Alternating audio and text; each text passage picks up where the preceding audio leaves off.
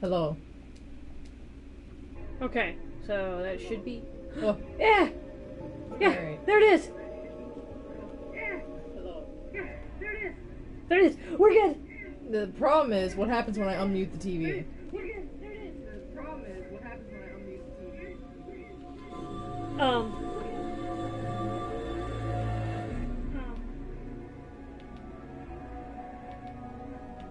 I can't tell if that's any different than what it was before, to be honest.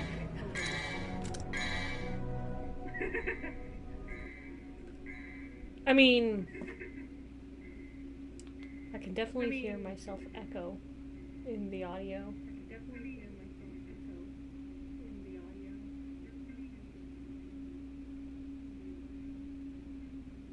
So that's also weirdly good at picking up, like...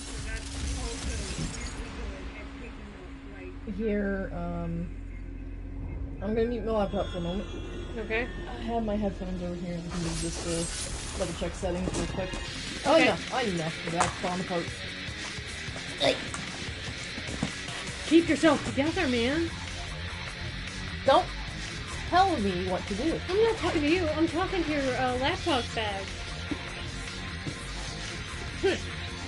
Oh, look at that. So cool. So... Oh, you skipped the fucking B-roll! What's wrong with you? Sit there. No, sit there and watch it. Okay. This is the first time you touched it. You've never played this game before. I played it briefly, but I have the mind of a goldfish. Yeah, so it's basically the first time you've ever touched it. Basically the first time ever. Devil May Cry 2. Why are we starting with Devil May Cry 1? Because Devil May Cry 1 is a decent game. And the point is, make Kittery suffer. The point is, fuck you. Yeah, that's pretty much par for the course. Or not par for the course, but this. No, par for the course would be appropriate. That's a correct statement. I don't like the image of my life just being pure suffering. sounds like a personal if you ask me.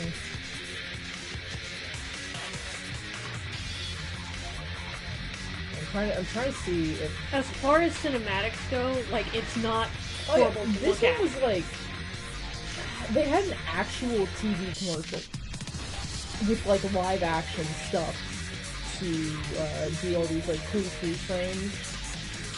Like, it was super cool, but this is the actual game. When you got to it, you're like, oh, what the fuck?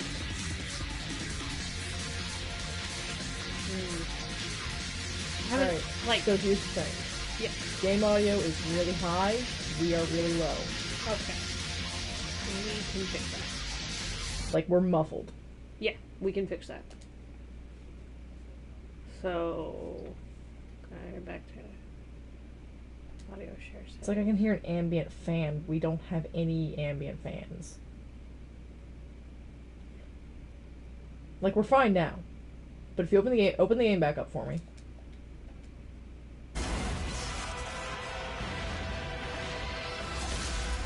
Yeah, now it's just like the audio mixing is a little bit too game heavy. Okay, let me see. I think we can fix that in audio devices. Oh, nope. So can we get like DMCA'd or something if I like hum copyrighted music?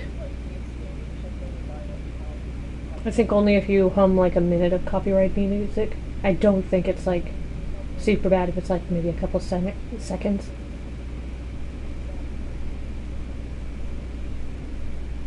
Oh my god, it's like it's picking some sort of like subhuman supersonic wavelength and it's playing it back to me. In addition to like static. Don't worry. Pull up the game real quick.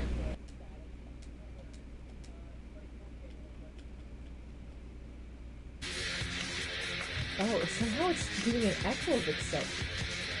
Is this thing on? My sound? No. Okay, let me see. No, that it's the exact same mixing. Like, the audio is getting just full priority.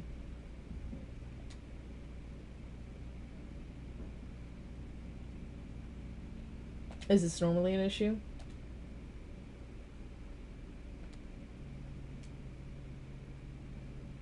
Have you even streamed using the PlayStation before? I do. Oh. So this is my bad. I didn't actually test the settings like I should have. Sounds like somebody's been slacking on their responsibilities. You know I do. This should not come as a surprise. And yet, I'm still disappointed. Don't say that. What do you mean? What do you mean Don't say that? It makes me feel...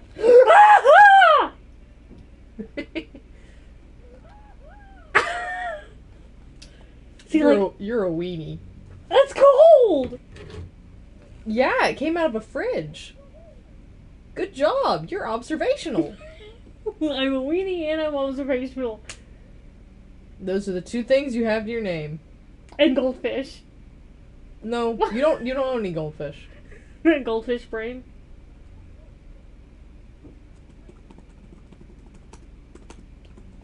Let's see. Audio output. Too loud. Okay.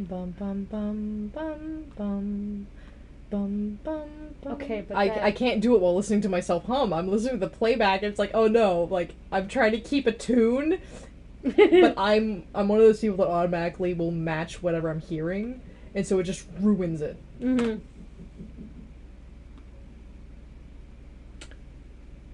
I mean, yeah, that's gonna happen because you can't exactly hear yourself as easily as you can, like, hear yourself. Hear what's going on there, right? And so it's gonna mess up your, Focus.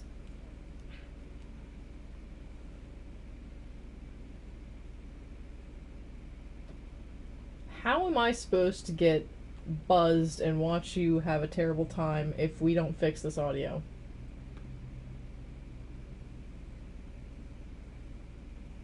Yeah, that's right. You don't have a fucking answer. You just said don't get distracted, and now you're trying to distract me.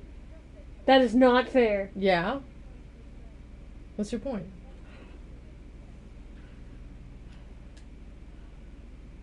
Okay. Nope. Let's see. Audio devices. Output. Hmm? Does that mean we're not going to hear it, though?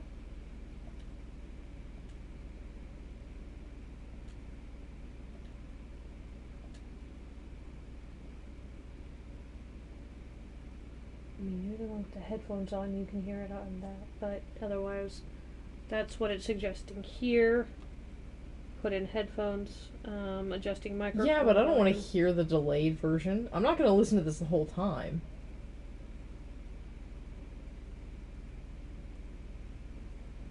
The other one that it suggests is... That's in... No, I want input. It said... Make a party.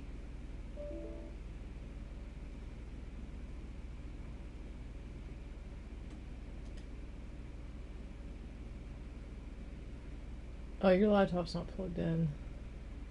Mine isn't either, and mine will die much faster. Player limit is 1 player, actually.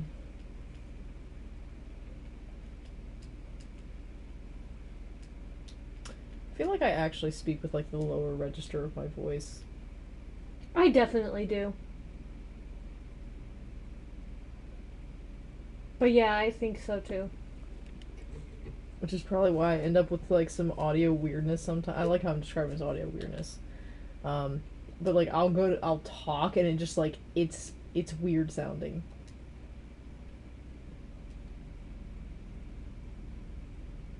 I'm not sure to describe, like, what it does, but it's, like, it gets too throaty. Mm-hmm. Because I'm not putting enough effort into talking loudly. And so it just becomes kind of, like, meh.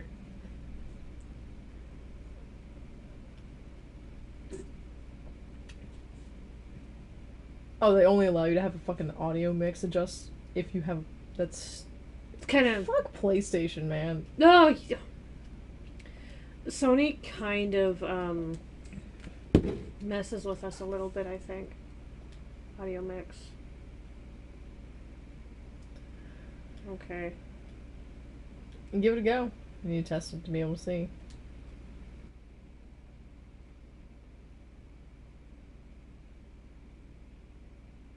Alright, well, there is no game audio.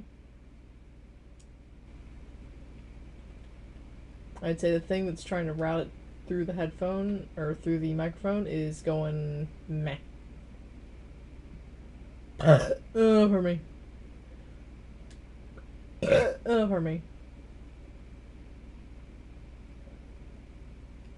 It begins. Oh, yeah, gremlin belch counter. Go ahead and make a compilation of it later on.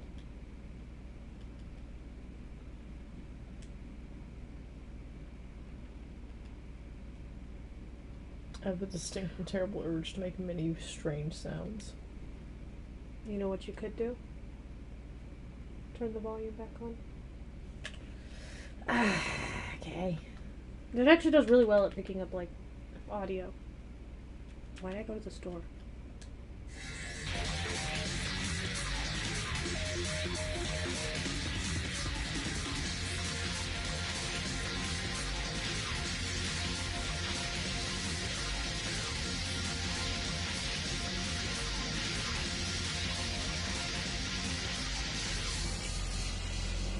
Okay, how is it?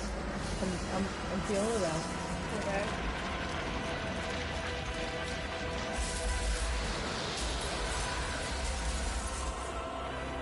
Okay. Yeah, I'd say that's passable. Passable. Got it. We'll figure out a better solution. I wouldn't say it's perfect, but it's doing okay. I mean, it's better than all audio or all game, no Okay. commentary. So, good? Yeah, let me get my computer plugged in and reblog that so that my little following can know that we're doing stuff and things. Let me see. Yeah, that's such a cute icon. I love it. I love that icon so much. The icon is just M and I know. Do you literally mean the icon, or do you mean like the art? Okay. Not to be a persnickety fucking asshole. You mean? But to be a persnickety asshole. It do be like that. It do be like that. Don't you fucking sigh at me.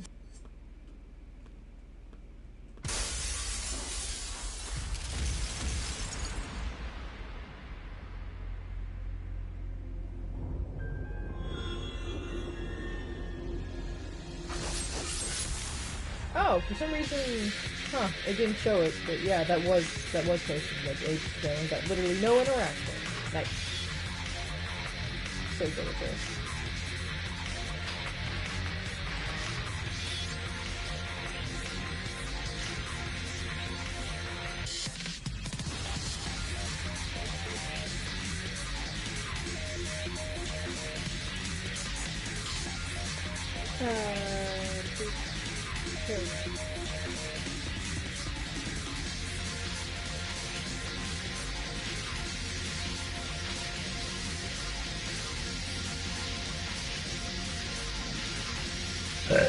Hurt me.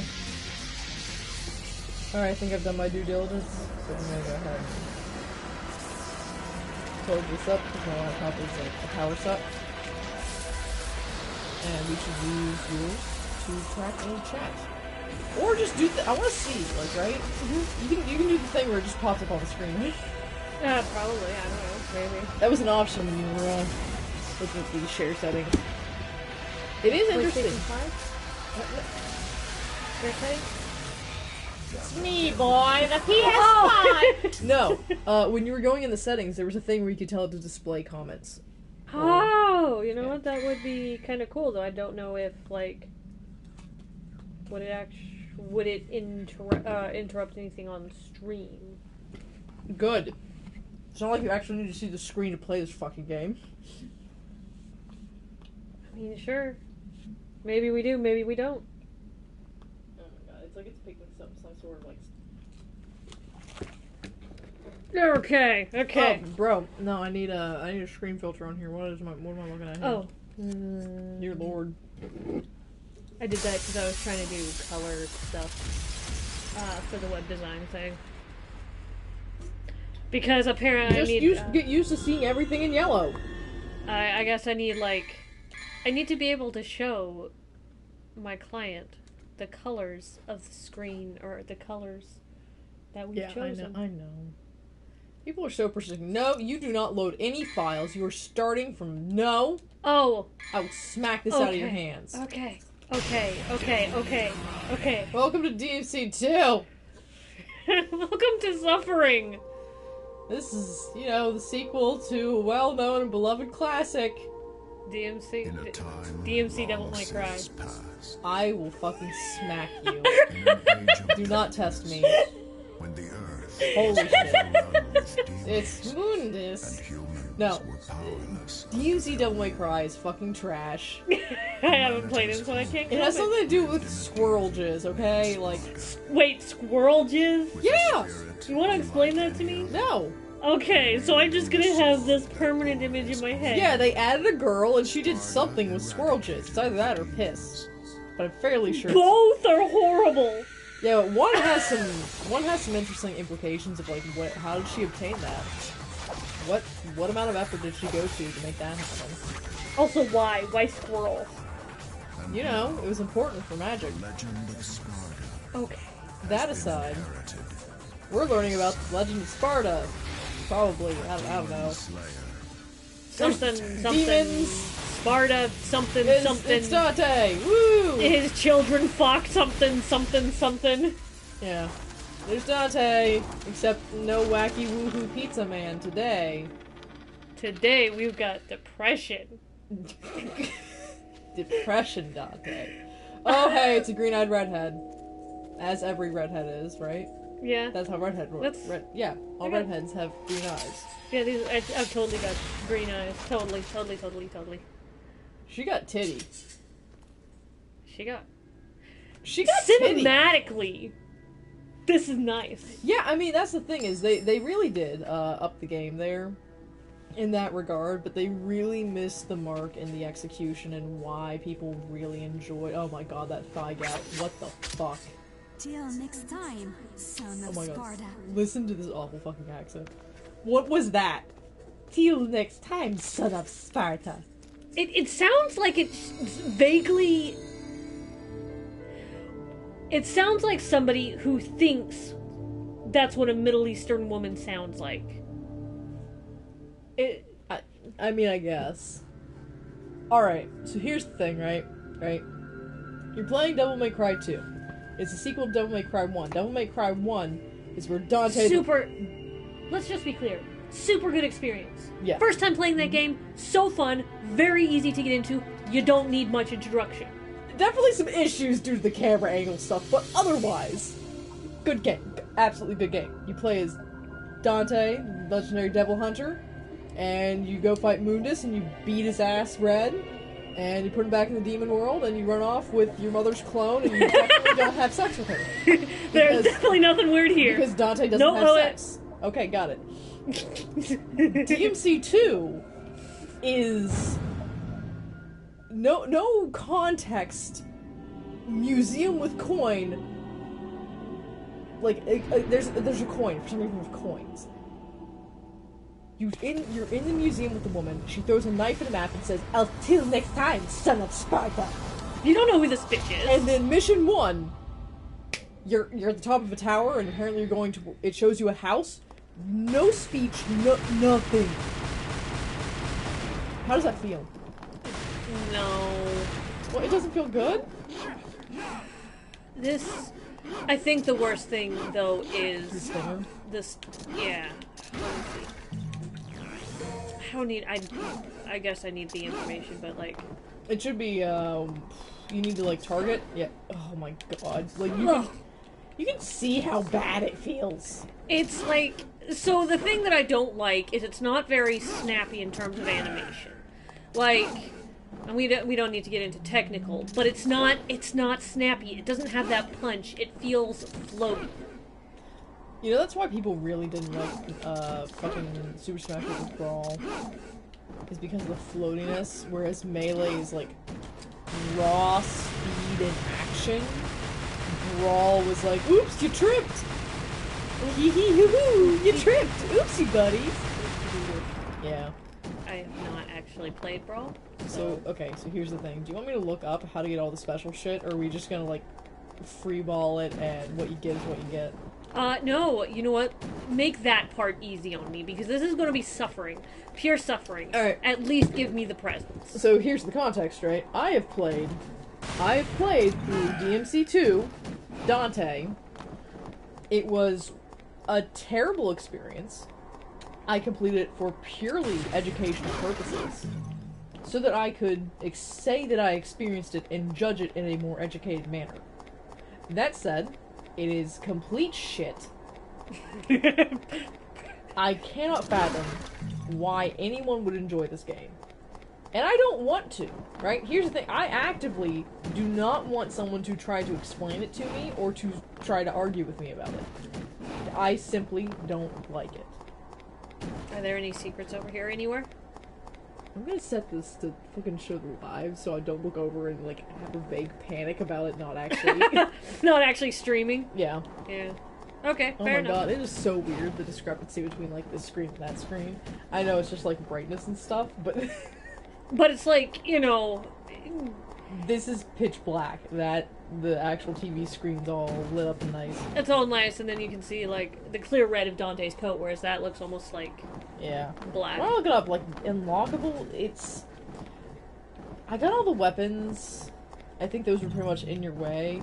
The thing that you're gonna miss is... So the way that your devil trigger works in this game is that you equip items that give you abilities in devil trigger. Okay. Wait, that's not... Is it different from how it was working in DMC? Yeah. It's like materia. Oh, yeah, that is quite different. Because you're not, like, switching between weapons, you're just... Yeah, it's like adding an added effect materia. Oh, okay. But it has the effect built in. I like that we can just say, or equate things to materia, and it's like, no, I get it, I 100% get it. Fuck, what am I looking at? Like, Devil 2, DMC 2 unlockables? DMC 2... Secrets? Ugh. Let's just do walkthrough. Cool, yeah. I mean, don't tell me how to actually do it. Well, this is a good opportunity for you to sit here and see if you can figure out how the battle system works. It does not work the way it does in 1. Right, get a feel for how that sword's gonna do. Nope, you walk forward, you're gonna get guys. Okay. See, what I... Alright, so here's the thing. It's this weird thing. It's based off of, like, a directional input will change what your combo is doing. And it also is affected by if you're targeting or not. Timing. Good job. That is not what I wanted. I wanted to keep doing, like, combos and stuff. Oh, well, I guess we're... I mean, you'll beat up these guys and you can go back to it. Oh my god, you're so scary. There's skeletons. What are these things doing here? They're... There's skeletons inside of fucking torture equipment. Okay, now I'm gonna tell you, hold the gun button. Hold gun. Hold gun. So, this is the gameplay, why everybody. is DMC2 fucking terrible? Well, the other thing is, don't they, like, stun lock you if you're not careful? So that's an issue I had with some of the bosses, where it's just the timing between Dante rolling over and getting... Why are you trying to play the game? Why are you trying? What are you doing? I wanted to see, like, the difference between shoot gun and sword and how that would feel. Gun shoot. Honestly, I don't like that. Like, it's not... There's... I don't know how to do... What? Did you hear that? That one riff right there. What does that remind you of? Shinra. That's Shinra. Yeah! That is one thing that got me when I was playing this, is like there's certain little riffs that make me think of other stuff. I know there's one of them that has like a wind effect that makes me think of Chrono Trigger, but that makes me think of fucking Nibelheim. Yeah, the Nibelheim reactor. It's Nibelheim and it's the bump bump. Bump, yeah. The Sephiroth. See, I was thinking of the first time you meet Sephiroth in, like, I think it was Shinra building. Was that the Shinra building? I think they used the same track for it. It's a shame. I used to be able to just like rattle it off. I fucking hate these cars, to be honest. Like, they're so fucking annoying. You can't see them. Oh yeah, and like, especially... But hey, no. You don't have to tap gun button. You hold down gun button. Oh, what? Yeah, gameplay self. There you go, that's DMC. Right, DMC2, that's the... Yep. I can tell you if you walk to that door, you go to the first secret mission, if you interact with it. Oh boy. If you interact with it. Secret room, level 1. Don't fuck up.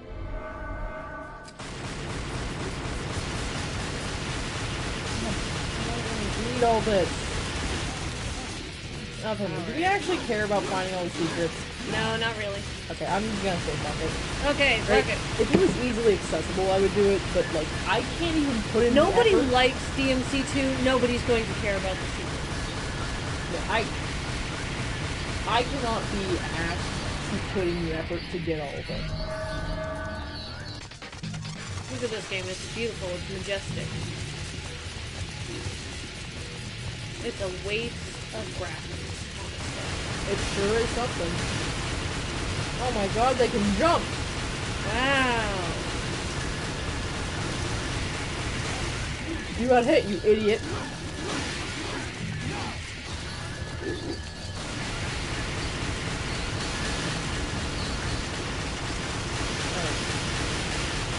I'm taking piece of it. Okay. Come on, carry it. How am I supposed to carry it? You know I'm too awkward to live.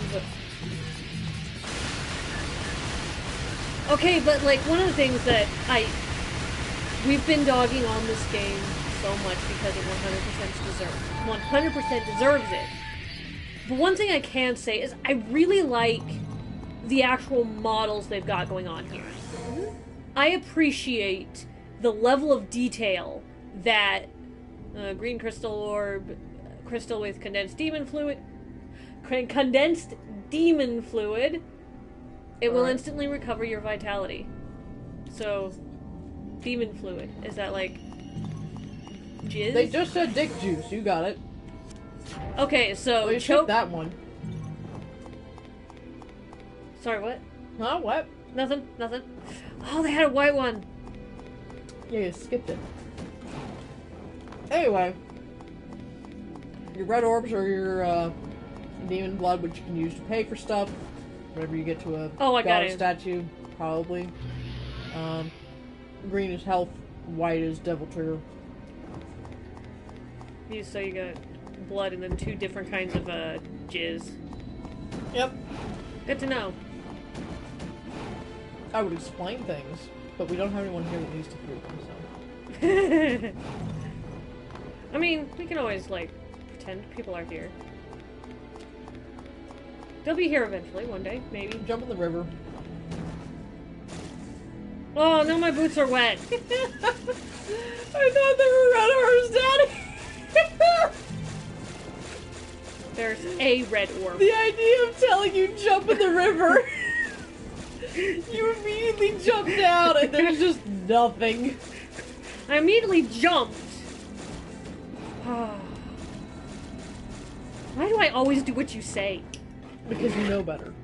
So here's the thing, right? DMC2 is full of, like, cool or good ideas that have been executed badly.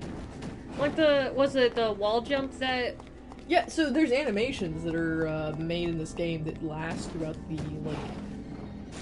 I don't know if they last through the entire rest of the series, precisely, but I know that they basically get recycled into 3. Oh, for me, hold on. Oh, for me. Excuse you. Oh, that was trying to do the wall run. Oh, for me. Okay, there it is. Oh, for me. Okay, so here's the thing, right? Right. These get recycled into 3, where they become good. A lot of the wall run stuff turns into Trickster. I want you to... Oh, never mind. Okay, you run into guys. Oh, you go ahead and deal with that, and then I'll keep telling you about the mechanics and stuff. It was one time on the pole, they just can't get enough of my sweet moves. We're not going to give them to them. We're not going to give those to them this time. I can't even be bothered to try and shut your joke down. I'm just going to let it sit there. Oh my god. Okay, here's the thing I'm getting at. You brought up a poll without any context, okay? Alright, if we're talking about how to position humor, you brought up a poll without context. Now, I assume you're somehow thinking of 3 with Dante doing pole dancing, but there's nothing visually to give that reference. Stop! Stay on the roof! No, you have more guys now. You have more guys now. I hope you're attacking me. I mean, someone has to be. They obviously aren't. You have come on as a come on. Instead of crazy. Yeah, I don't like those. So here's the thing. DMC still have it. Yeah. DMC 2 is the reason where none of them are. Why? Don't worry. Come on. It's like, what the fuck? What the fuck is that? Alright. Hey, I want you to jump in the air for me. Shoot your gun. Jump again. Shoot. Oh, yeah. So, this gives you, like, all of your gunplay stuff that later becomes gunslinger. Shit. How do you get him to do Rainstorm? Here. Give me a moment here. Oops. Okay.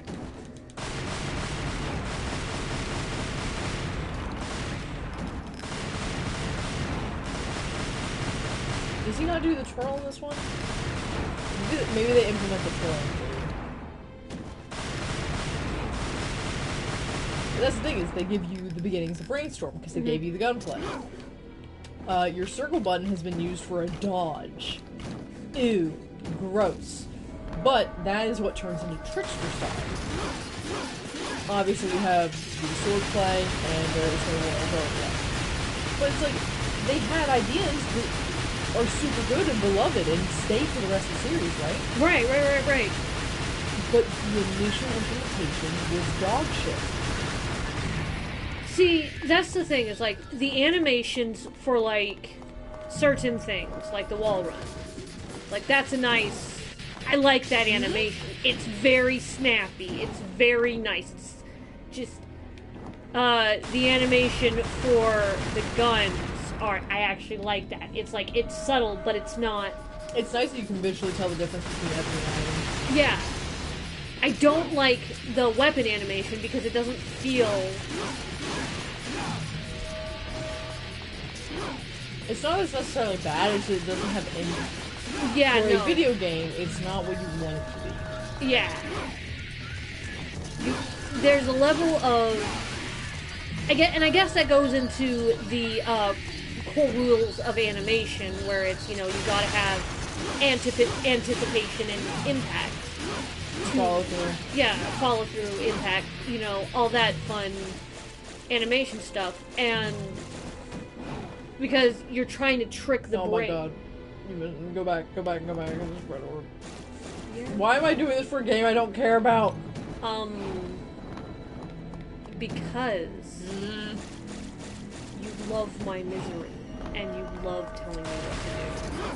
I was gonna say it has to do with my obsession in playing Zelda as a child. I need to break every pot and cut all the grass so I come across. Oh, yeah, no, okay. Like, your wallet is full. Okay, but I need to pick up these rupees. I need to. I have to. Pots need to go. These pots need to go. They've got rupees inside, and those are very important. You always pick up the food. My wallet is full, so I pick up the rupees and they immediately just like burst into dust. Okay, but like, the only Zelda game that I fully played was Ocarina of Time. Good. And,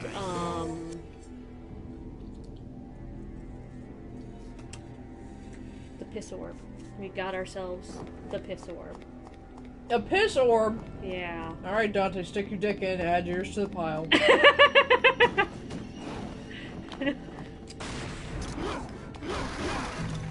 But the Ocarina of Time, it was so satisfying. Get up there. Oh, is there stuff up here? Or is this, Follow the stairs. What are you doing? Go up there. I was gonna go see if there was stuff. I mean, there's always stuff. Okay. There's always the potential. Break that bench. Yeah. Yeah, it's broken. But it was I found the pot, breaking the pots or throwing the pots particularly satisfying. Wow. Oh my god, a red wall? So scary. So dangerous. You beat all the enemies. Yeah, they're so terrifying. Oh my god, there's one with shields now. Oh He no. throws it at you, it comes back to him like a boomerang. Look at that. He can't do shit Hold when gun he's in the button. air. Alright, I forget what I did. That's it, you just hold gun button. So here's the thing though. You could play through the game by just holding gun, or you could like figure out how to kind of try to play and use the sword just for the sake of like not spinning the entire game holding one button. Oh, hey. Oh yeah, the circle show guides are kind of annoying because it's like it goes just the right length of where you're usually standing. Well, what I'm having an issue with is he's obviously Camera like angle? off the camera angle, and I cannot see.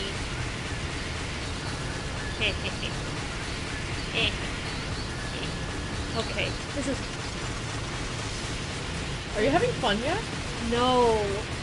I'm kind of actually going bonkers.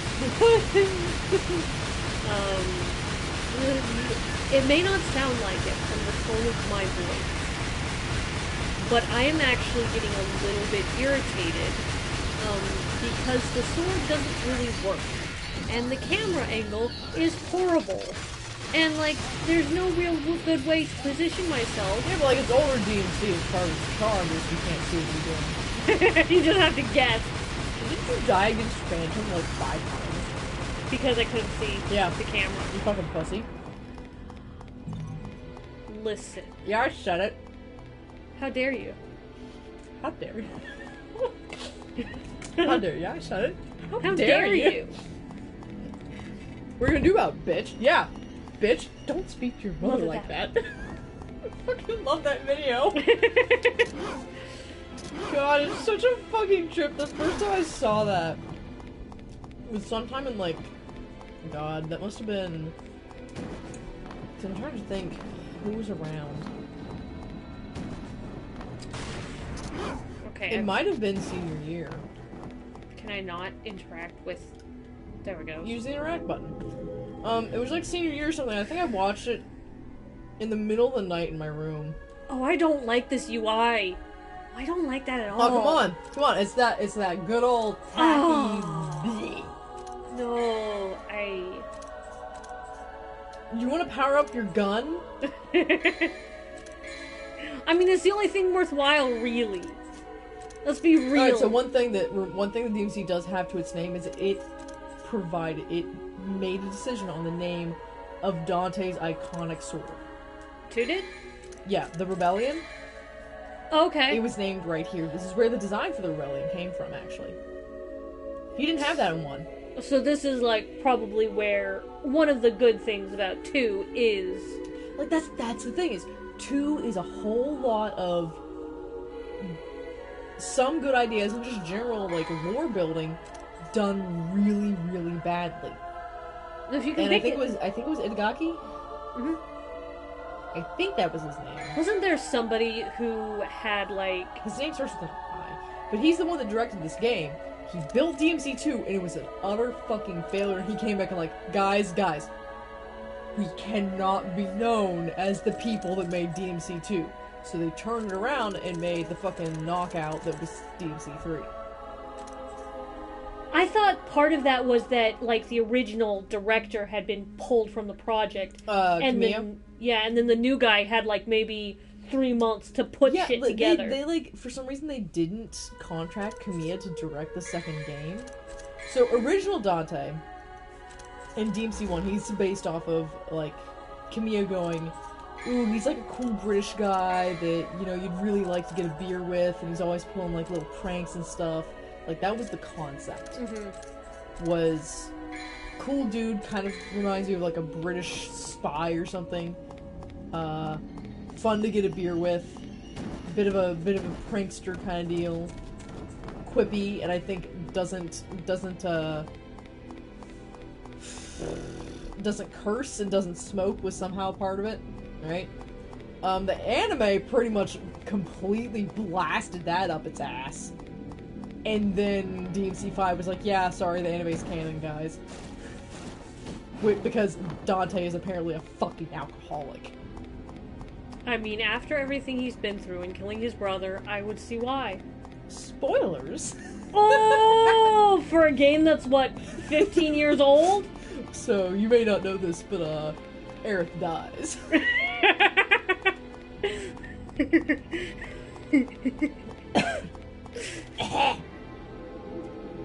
Wow, I wonder why there's spikes at the top of... Hold on. Wow. I just want to sit on that for a moment. The spikes. Why would those be there, huh? Okay. I feel like you've definitely missed a blue orb. No, I'm looking... I know I hit, like, a green orb. No, and then I had the blue orb in the beginning. But I was sure there was it's one... somewhere on the roofs. I know you got one, because you showed me a little bit of this, and you got one. And I feel like it was either on the roof, Get on this roof here. or up some stairs somewhere. Keep running around on the roofs. What was I going on about? The spikes. So I think it was Itagaki? Yeah. Anyway, he's like, we cannot be known as the fucking clowns that made this game. But the thing is that for some reason they didn't bring Kamiya back on for the full project, and I don't know if it's a decision that Kamiya made, or for some reason the studio was like, we're gonna sublet this to a minor team. But they had a limited amount of time to do this, and they had all these ideas, but a lot of it wasn't built correctly, and they didn't have, you know, the skills for everything. And they brought Kamiya in, like, near the end of it, and he came in and he's like, holy shit! And they only, like, they tried to course correct as much as they could. But it's a case of a game made on a short timeline with maybe not the best budget. And so it kind of, you know, it's a reflection of what they put into it. No, keep going. Just walk away. Walk away. We don't need it. We don't need it. I don't need it. Oh, look. Went away.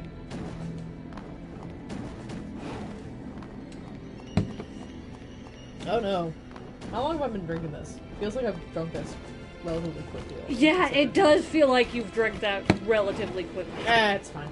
It is You need like 2 of those to get me like totally fucked up. thrashed. I haven't even finished mine. I've had like maybe a couple of sips. Pussy.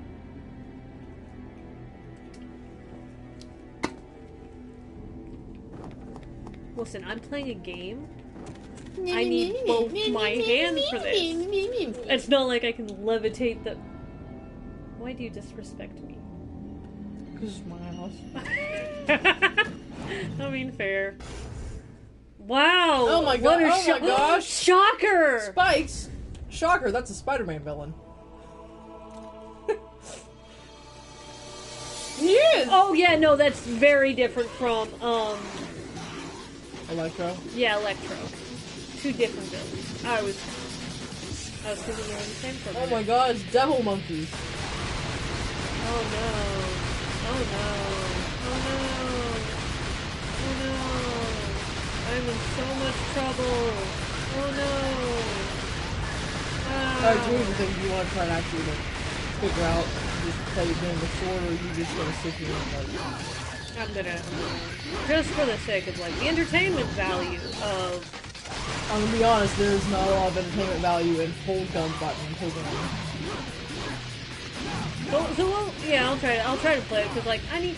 Let's make this a little bit interesting because otherwise I'm gonna go mental because I'm just sitting here, forgetting what I'm doing because it's not interesting enough to keep my poor little stupid brain from blanking out every existence possible.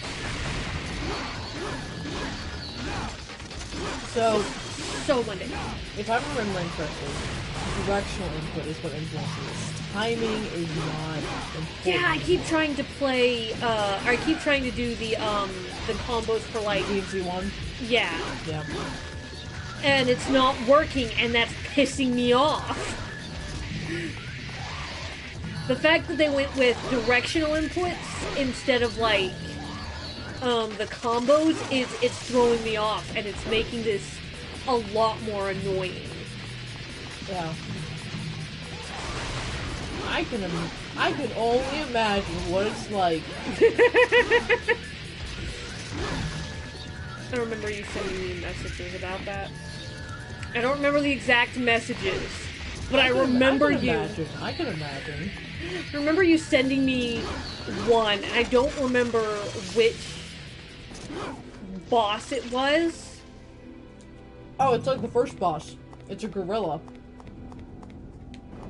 And you were just... No, wait, no, sorry. He's A key?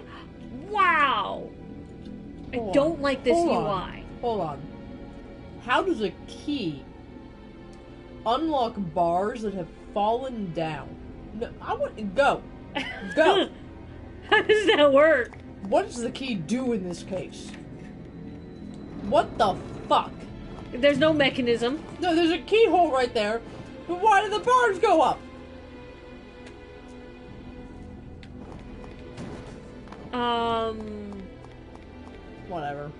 Whatever, right? I mean, it's just game logic, you know? You can't Okay. exactly, like... What are you gonna do? Argue with game logic? You seriously going to... No, I can't even finish that because it wouldn't be funny. You have nothing. Just admit, there's nothing. There's nothing you can do with this. No.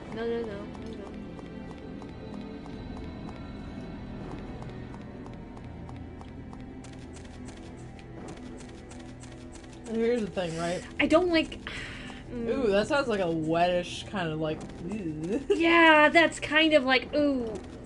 That doesn't look like a wet textured ground. No, it doesn't, but that's a very wet sound.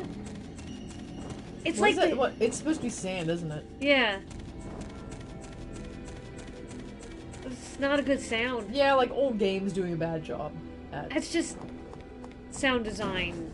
Well, sound design itself is kind of hard. I tried to dabble in that recently. And it's so hard to make it sound like good or satisfying in any way. Wow. Wow, you're doing so good trying to hit me. I mean, you hit me that one time, but like...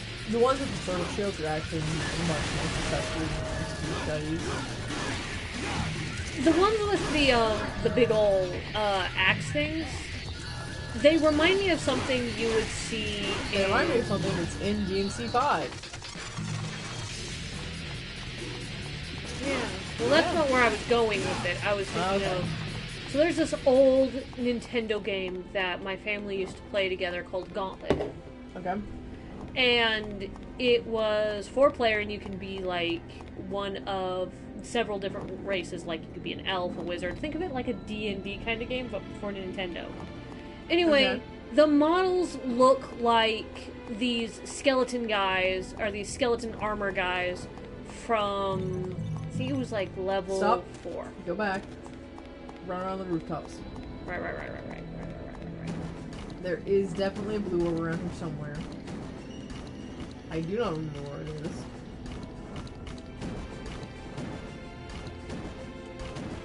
One thing I was getting at is the fact that, like, just, this game is not fun, right? I've played through the entire thing. I played as Dante, because you have the selection of doing Dante or Lucia. I'm calling her Lucia. I don't care if it's supposed to be Lucia or Lucia. I don't, whatever, I'm calling her Lucia.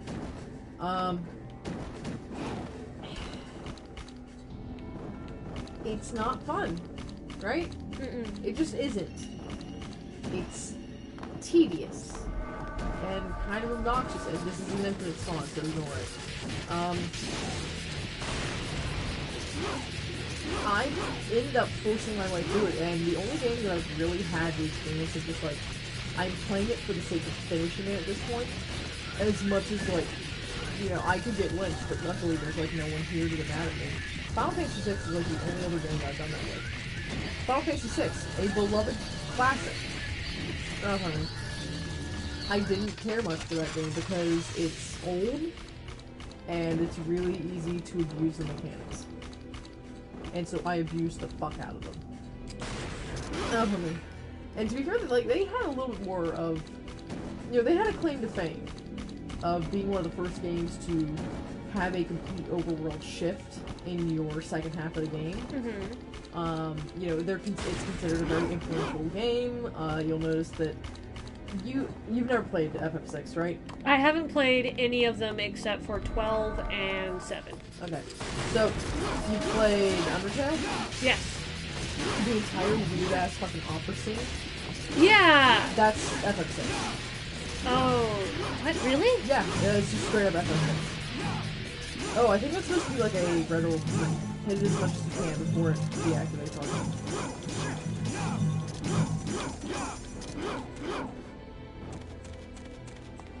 That was not... Yeah. No. So, what was I gonna... Yeah, like, FF6, I didn't enjoy it after a point. I dumped a lot of hours into it. It's a Final Fantasy game. I played it for the sake of having played it and having a reference. But I didn't really enjoy it by the end. I can't think of many other games where I forced my way through it like that. It feels like something we should probably play just for my own experience. Yeah, sure, right? To be fair, it has some things where, like, even if it's an old game... Okay, I can't find any, like, blue orbs. I've been all over these rooftops. Okay. So I'm gonna go move on because I just don't care enough. DMC 2 is, like, one of the only games that I've actually bothered to slog through. Let's hold on, right? Hey, why were you going to that house? Do you know why you're going to that house? No? No? Oh, that's weird. Hey, Lucia's there. Like, Oh, the house blew up. whoa! Fuck.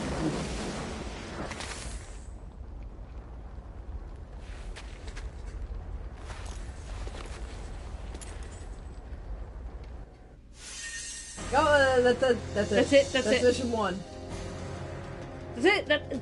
So, here's the thing. Why are we here? Like, there was nothing to set up why we're here. There were a bunch of demons trying to steal something out of a museum. Lucia was fighting them off. Dante showed up. And, she threw a knife in the map and said, "I will see you there, son of Sparta." And then you showed up and traveled to a house. Hopefully you would assume, I guess, that you were traveling within whatever that little continent was that she threw a knife at on the map. But, like, it is not communicated well at all. Go ahead. You could miss it very easily. Yeah, go on. Save over it. It's not like you made it any further than this. You took even longer on it this time. This is as far as you got in the first time you played it, too. Well, see, it took me longer because I was actually looking for secrets. The first one I was trying to just play through. Oh, yeah, because I wasted your time with Blue. Yeah, go ahead. Blorbs. Blorb. Blorbus. So here's the thing, right? I learned about DMC from Best Friends Play. Oh, wait, no. Rest in peace. Oh my god. Where's Mathieu?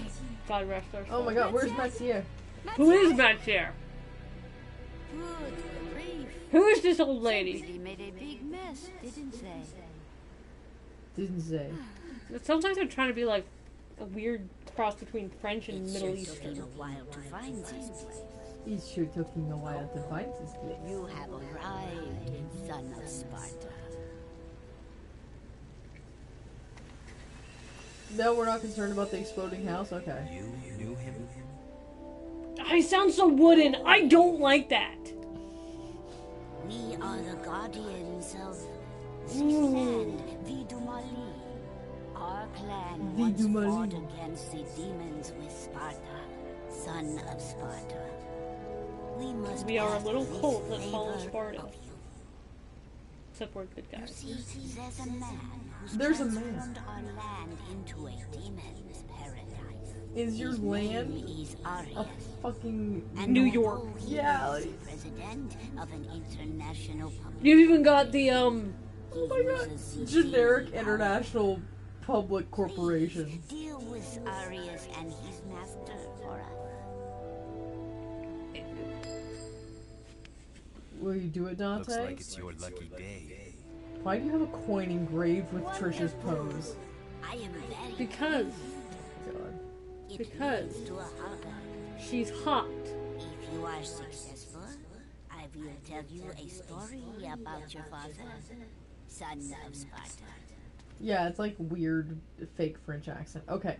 So, you just met up with Mathieu, and she was like, "Hey, so here's the thing. There's this fucker named Arius, who's apparently a bastard using a Shinra corporation.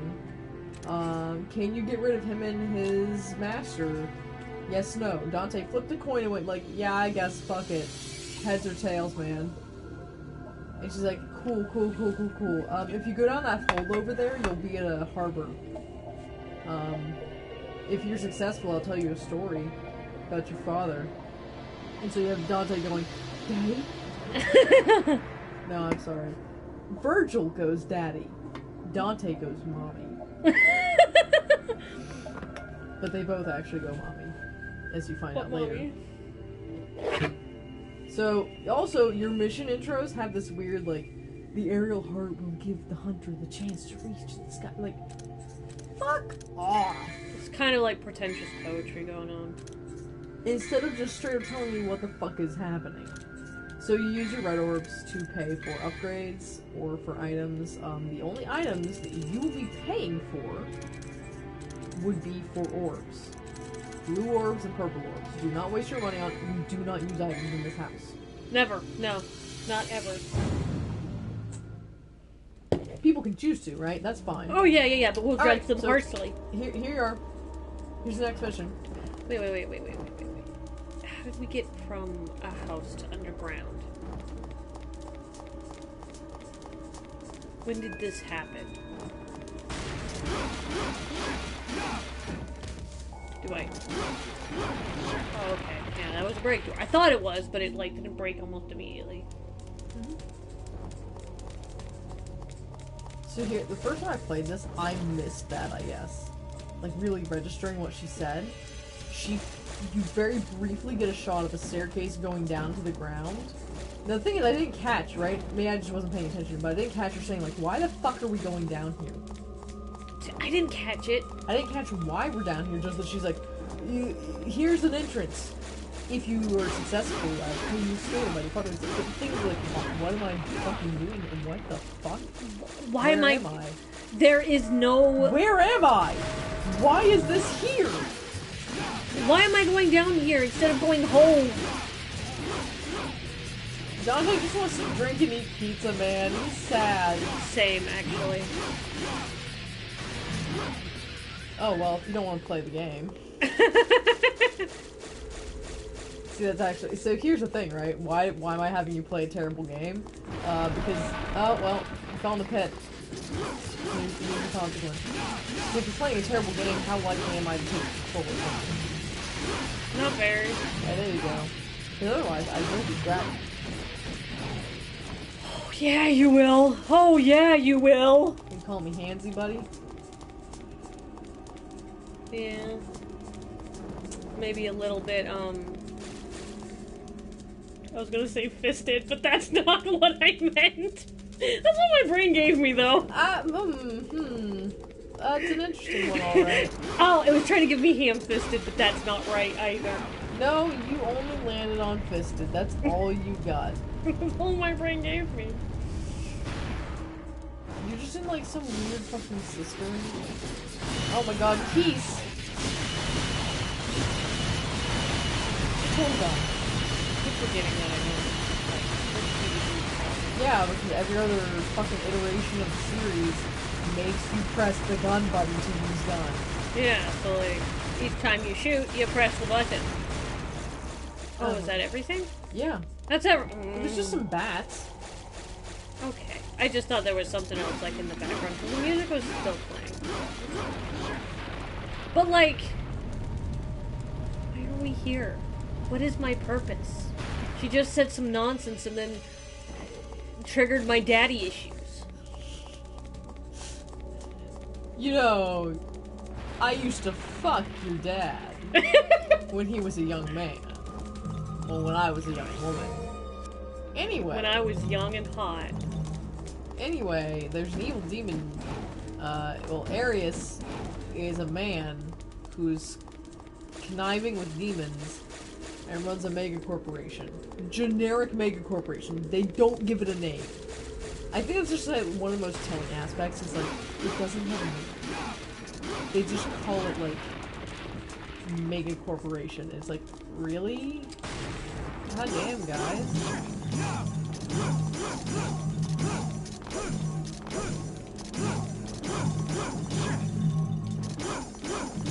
Oh, but if you don't repeatedly click sword button, it doesn't just swing the sword. Of course not, it's a sword. Do you want me to see if we can figure out how the fucking battle system works for a second? This has been a while. Oh, wait, no, never mind, you're fight. Have fun with that. Okay, so, let's go over here for a moment.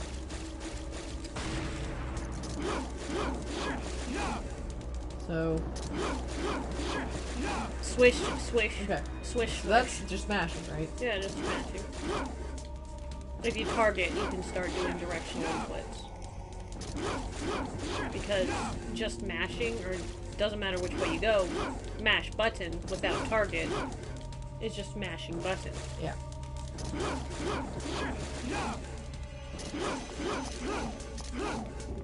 Okay, back does that. Back does, God, it's not Helm Splitter, it's the opposite. It's, High Time? I think so. I think it's High Time. Obviously you have that, you have your Stinger. If you hold it, you go up with it. And that's something that stays, right? Mm-hmm. Mm-hmm. Yeah. Alright, so here's the thing. It's right. When you target, that basically activates High Time and Stinger. What the fuck did I just do?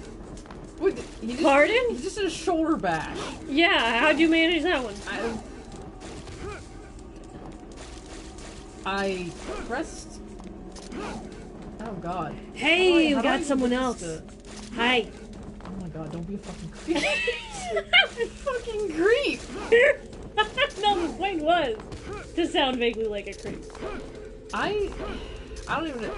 Yeah, I don't even care about the thing. Okay, so here's the thing, right? Right. You don't target to get other combos. You do directions while not being targeted to get him to do other stuff. And you want, like, the swirl. There's one of these that gives you, like, a 5 combo, and that's basically the best one. Right. Obviously, I played this a while ago, and I don't care to go back to it, because it's not a good game. It's not fun. It is miserable, and I am starting to feel the misery. How could you do this? Fuck you. How That's could why. you? How could you do this? Very easily, actually. You're quite easy to force into situations, to be fair. Yeah. Yeah. Oh. Anyway, here you go. Okay. I'm not playing this game for you, man. Well, I was just waiting for you to This get. is your suffering. I was just waiting for you to get through the combo thing. I know we fought them again, but or fought them before. So would you rather be doing this or watching Spider-Man 3? I'd kind of rather be watching Spider-Man 3, but we made an obligation. Even we though, made a even though promise. it's fucking Tobey Maguire. Oh like... Spider-Man 3! Oh my god, I don't think I've ever watched it more than like the first time I watched it as a kid, right? Right. Because I didn't really care about Spider-Man as a kid. Like, it was one of the things, like, somehow it imprinted in my brain enough. But I don't think I really repeatedly watched things, and knowing how my memory works, it's fine, right? I probably watched it the one time, and I took the vital information away. The Tobey Maguire films overall are just kind of stiff. Which, okay, like, why am I talking about Spider-Man at all? Because I've been watching the new Spider-Mans over my parents on the weekends. That's great. Which has then driven me to watch all of the Spider-Mans in preparation for the last Spider-Man for reasons that, We you were know... Yes, we were. But the thing is, it's like... Robbed! So, the thing is, I'm about to watch No Way Home tomorrow with my parents. And... Feels like there's something important that's supposed to happen. Yeah, it's obviously a puzzle of some kind. Oh, there it is. Light a Okay. blue flame and the way will be open.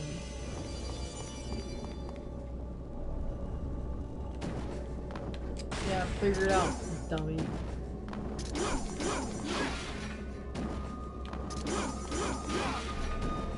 Oh, okay, I gotta get before that.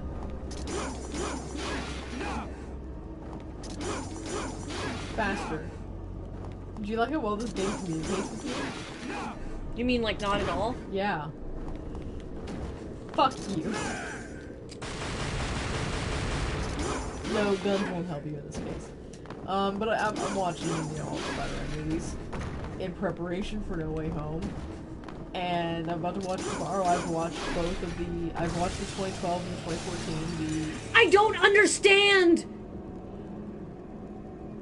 Like, was I supposed... we weren't paying attention, but I think every time you broke one of those, the flames up there turned blue. Okay. Because you ended up breaking like a total of probably 8 of them or something. That wasn't communicated, and they didn't... You can't Yeah, really see I those. know. Like, those I are... know. Right? I know. Okay. As you were saying about Spider-Man, let's focus on that, because Jesus. that's better than whatever the fuck is going on here. So, like, I've recently just now watched both Spider-Man, The Amazing Spider-Man 1 and 2, which, in retrospect, watching... So, the issue is, I am someone who, once I receive new information, my brain basically completely deletes, like, the old version of my brain, and goes, I cannot fathom having not had this information before. So I lose all ability to sympathize with not having known it. It also creates a weird sense of deja vu, where it's like, oh yeah, now I've internalized all the information, And I'm like, yeah, this makes sense. This is very familiar. I'm like, why is this familiar? They've become familiar. I feel like I might have watched the original Amazing Spider-Man at some point, but I can't be sure. If I did watch it before, I didn't really remember that I had seen it. Until I was watching it and I started getting a weird feeling, and I'm like, I really can't tell. I definitely had not seen the Amazing Spider-Man 2. I have watched it now. I very much like a lot of things about Amazing Spider-Man. The point is, though, for the Tobey Maguire films, right, we've been watching those as well. Because I borrowed DVDs from my parents, and it's like, yeah, let's just, just fucking... Sit down, watch some Marathon movies. Spider-Man. Oh my god, we're gonna watch it tomorrow before I go to my parents. Okay. The third one? Yeah. Yeah. Like, I need to be fully prepared for the experience of No Way Home. So as much as, like, fuck Marvel, Fuck Disney. fuck the MCU, it's like, okay, but, like, apparently Spider-Man. The thing is, it's like, I really like Danny Phantom. Danny Phantom could be considered, what one might call a hyperfixation. If we were to reach a little bit. Would you call me someone that hyperfixates? No, not at all. I'm Not sorry, at I was all. about to make this real. Dude, I'm like, no, wait, hold on, bud. You mean the fact that you were aiming to rub your foot against my leg, practically sensually, making it just so awkward? Yeah! I want to be clear. She always does this. With the intent of making it awkward. Grem always does this to me. Always. So the point is, right, there's wizards down here now. Wow! Fuck you, says wizard. Just shoot him. Just fucking shoot him. Fuck you.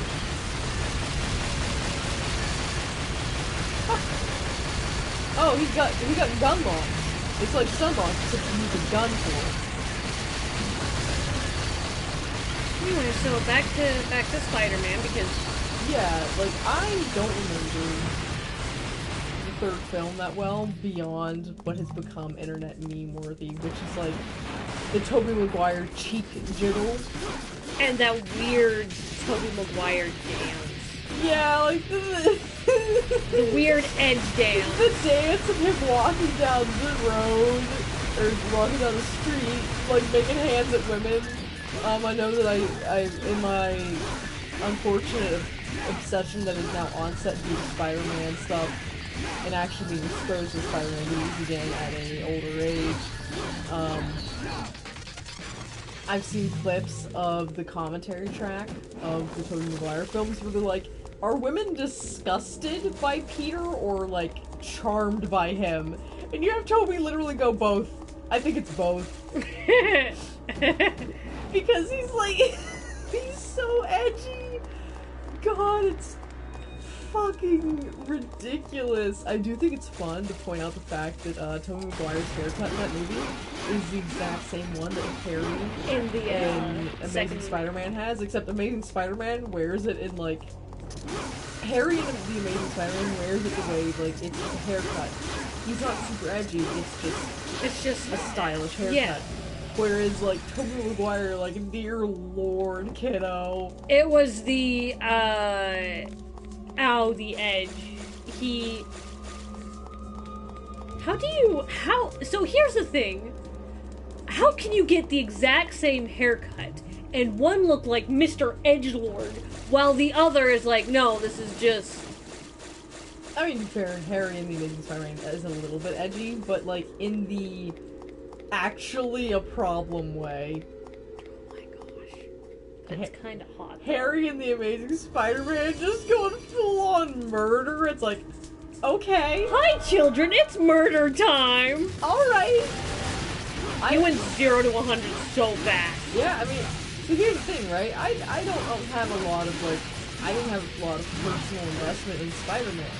However, what can be said is I really like Danny Phantom. That's a cartoon. Bingo! You hit bingo! Oh my god! Holy shit!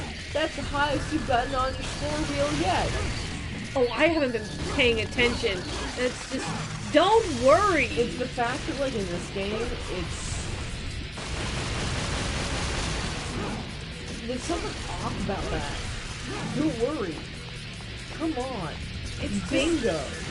Whereas the other ones, it has like... Awesome! Wasn't one of them like sacrilege or something? Is that 5? I think that's No, 5. 5 is sexy. Okay.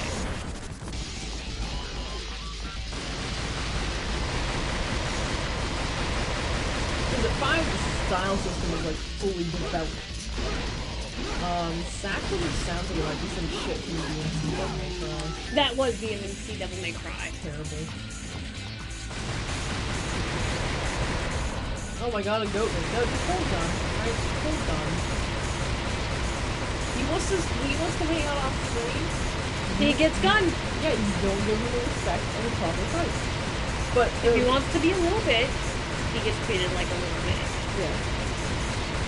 So here's the thing, is in respect to the Spider-Man thing, is the fact that, like, I have Danny Phantom is one of the things that lives in my head rent-free.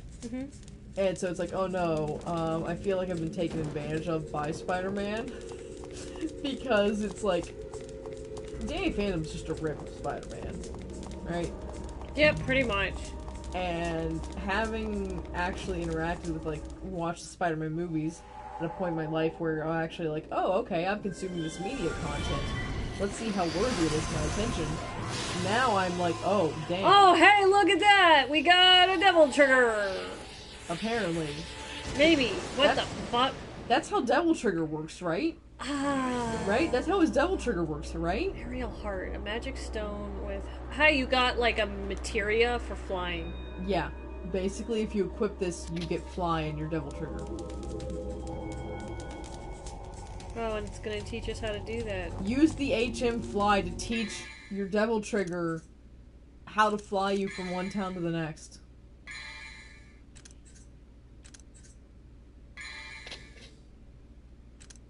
Yeah, I mean, that's it.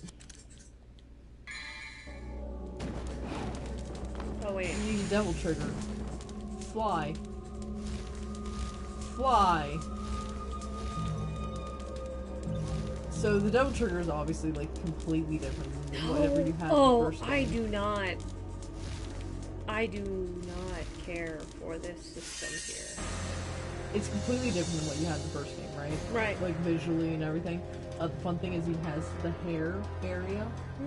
It looks like Virgil's. Like the slick back and kind of spike in the back. Okay, it's bullshit that they tried to make them not as identical. Oh my god. Fuck off, DMC 5.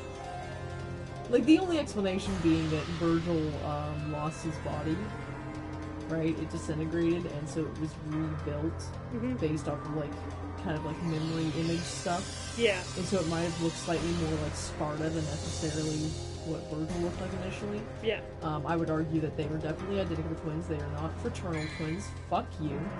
And being identical twins would not change your bone structure that much. No, not from, like, because you have Virgil who has, like... completely different noses. They also have, like, completely different jaws. Yeah.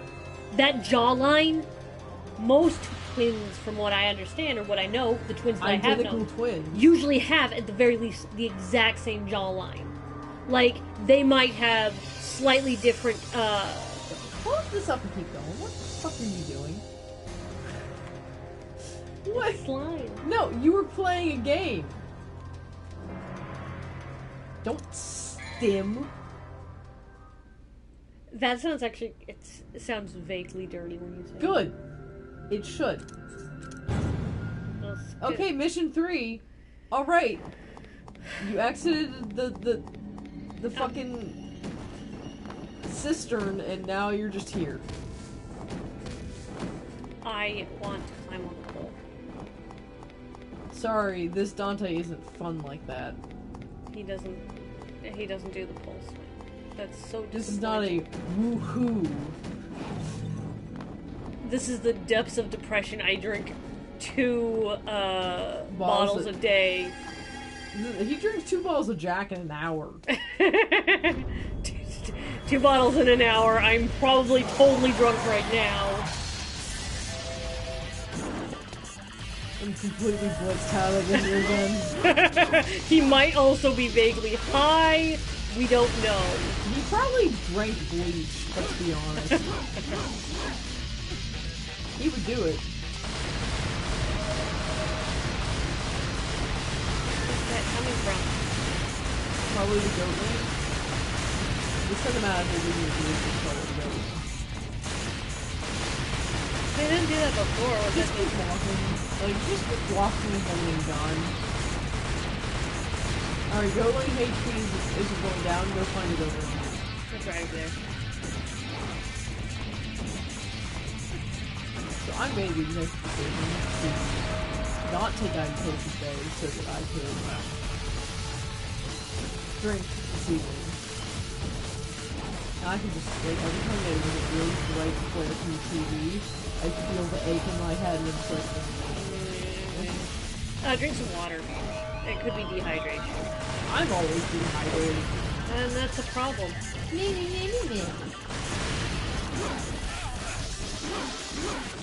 That's a big goat one. Sir,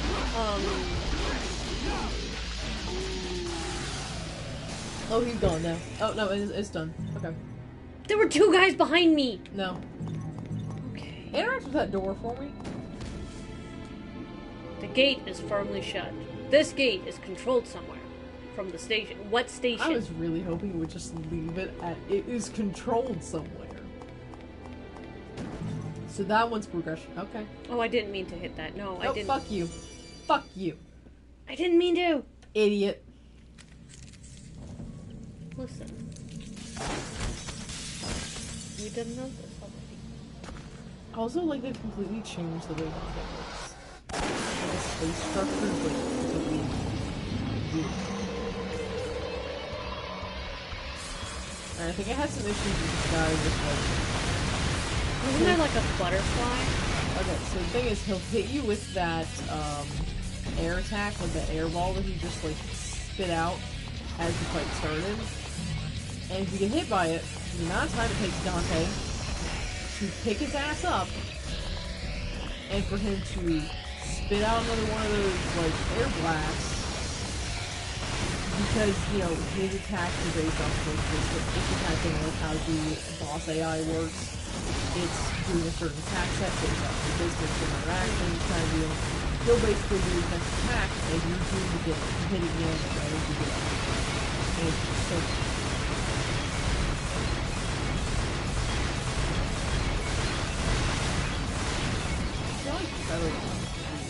He's also got like a slightly kind of lion thing going on. Like it looks like a weird cross between gorilla and lion. Oh no. He's Don't stuck. grab on the door.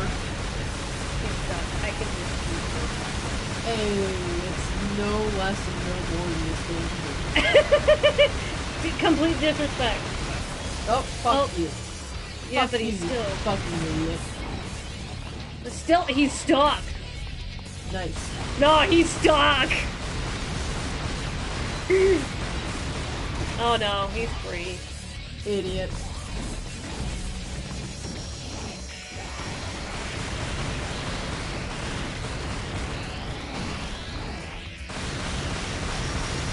Maybe a jaguar tail? Like, I don't know, man. It's like a weird.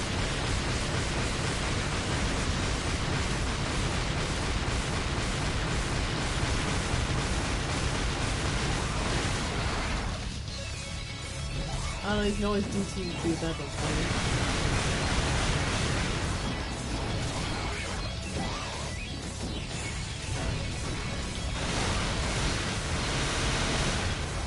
Oh yeah, just keep zapping. Come on, go.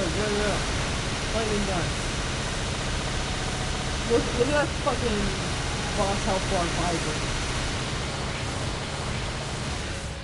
Oh, unfortunately, we have retarded all fucked up. Hey, he missed me. He did not miss me that time. Yeah, I know it.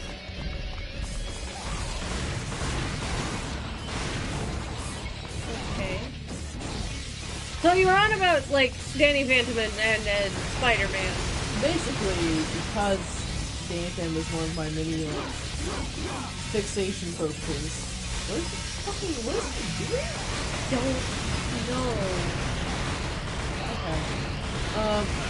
Because it's one of my fixated poses, I feel like the fact that I've, like, fixated on Spider-Man, it's like, you had an unfair kind of advantage here, where, like, you're just kind of piggybacking off of the fact, like, oh yeah, the Danny Phantom setup works for me, and so going, like, oh, it's the same thing.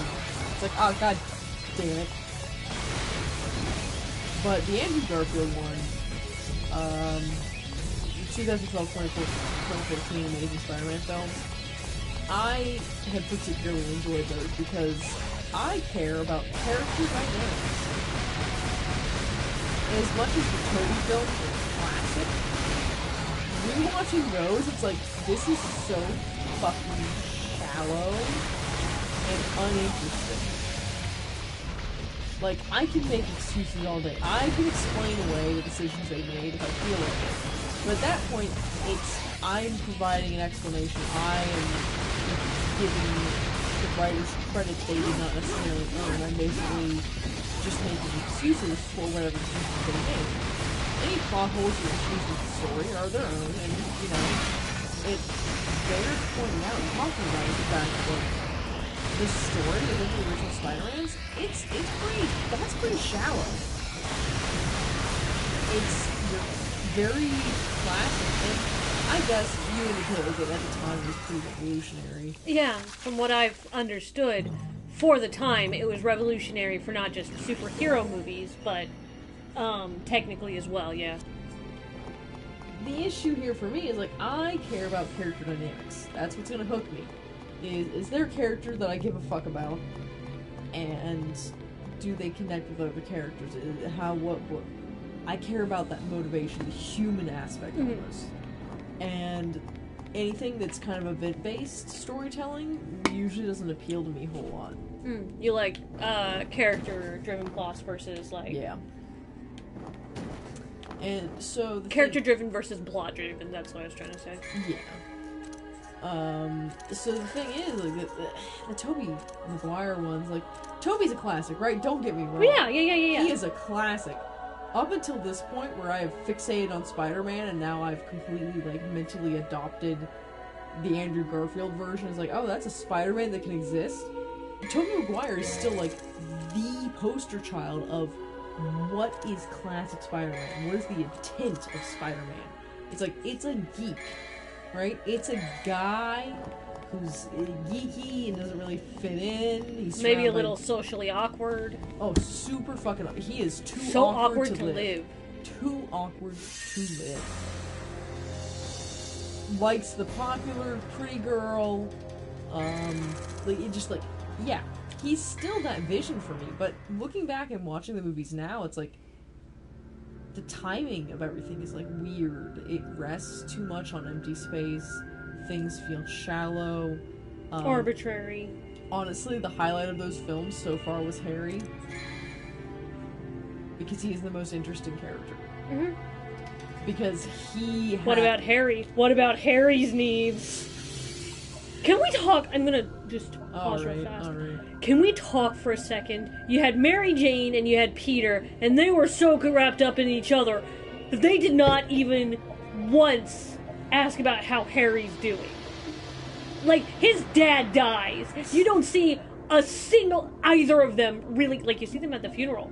But they're also making out at his father's funeral, while Mary Jane is still technically with him. Well, I mean, Harry walks away, right? Peter's like, I'm so sorry, I know what it's like to lose someone, and Harry's just like, I didn't lose someone. He was taken from me. I'm gonna get you, Spider-Man. And then he finds out that Peter's Spider-Man, and he's like, huh?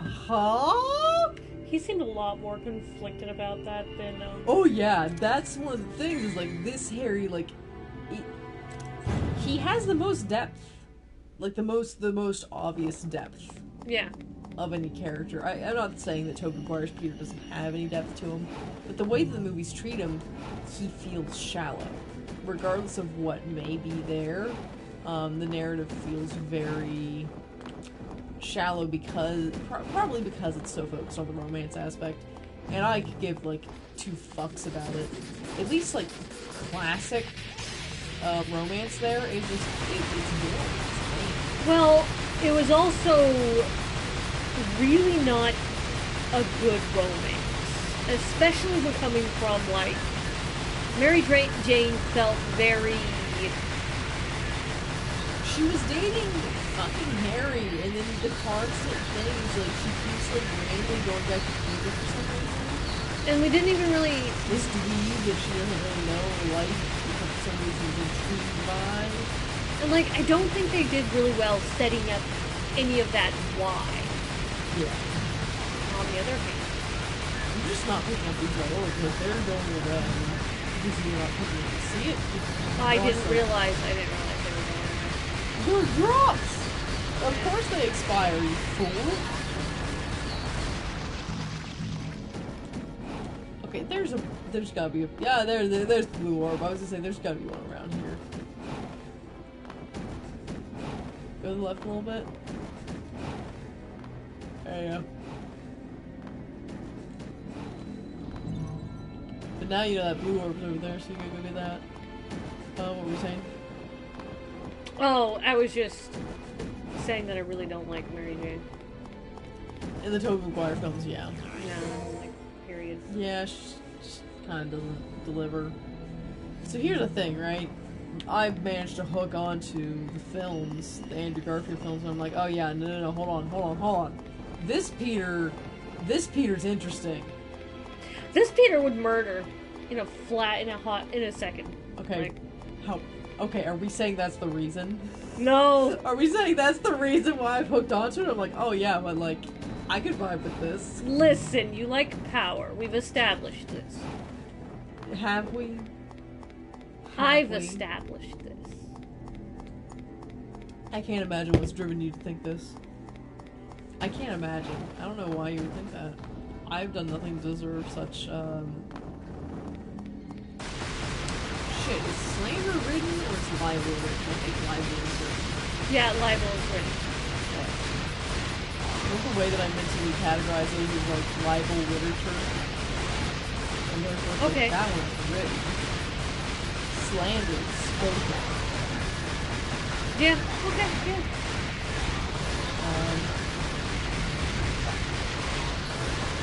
Talking about what makes Spider-Man interesting. Yeah, it's Also denying that you are addicted to power. fuck you. So the 2012, 2014 Web, Mark Webb, I think is his name. But those films, they had a very good focus on characters. So the things I was just bitching about, the Mary Jane and Peter romance, it's kind of happy and shallow and kind of boring. It's the fact that like she cheats constantly. It's like that's not romantic. That's sleazy. Like it needs a bad taste in your mouth. Well, and then the other thing is like, some of those times it was just her seeking comfort, and it came off very much like the only reason she was going for Peter was because he was easy. That said, Not those orbs. Leave me alone. part of me wants to complain. It's like, oh, because it's a fucking. As much as like I hate this shit, right? It feels like a part of it's like I don't like the '90s one because romantic soundtrack. But watching the Amazing Spider-Man films makes me go, huh? Maybe I don't completely hate romantic soundtracks because Gwen and Peter in that movie, it's like, oh, that's some good shit. Like, there were some things that did feel a little bit rushed and not very well built on. However, they did establish what it's like to be a teenager.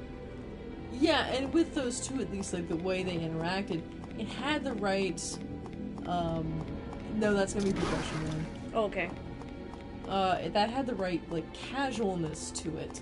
The right, like, the human connection. They felt like people. In a lot of movies, they really miss the mark on making them feel like people. They don't have that aspect of realness to them. And they did very well with just the scripting, I guess, to make things land well within the web films. It's like one of the few times where it's like, you know what? I'm okay with your canonical ship. And the other thing is, like, Gwen, she's such a solid character. Good shit. She's, she feels like she has her own thing going on. She doesn't feel like some sort of additive to whatever Peter's got going on. She has, it's not autonomy, it's, I think it starts with an E? I can't think of it. Oh. But I think it's interesting to kind of identify. I am someone that I tend to really I think just the blue orb was a thing. I tend to be very unimpressed with romantic subplots. I often find them unnecessary and they detract from the overall plot and character interactions, especially because we socially value romantic connections more than we do any other. Yeah. And so in media, it gets the most attention, and everything else tends to fall to the wayside. And I don't connect with that. And so I'm just like, well, I don't really care for a lot of it. Ooh, I saw a blue orb. I saw a blue orb. I saw it. Yeah. Was it up here, or was it like in the Amazing Spider-Man films? Like, you know what? Is it? You set up Peter and Gwen in a way where I'm like, yeah, you know what? I'm happy for them. Yeah. And it's because they made them interact like people. They let them have this casualness, this awkwardness, and just it feels more real than most people. And even like in the second movie where they're doing the kind of will they won't they kind of subplot, it doesn't feel unnatural. It doesn't feel forced. It's literally the movie plainly states, why are we having this issue? It's not the Tobey Maguire and MJ thing where they keep like flubbing around on it and like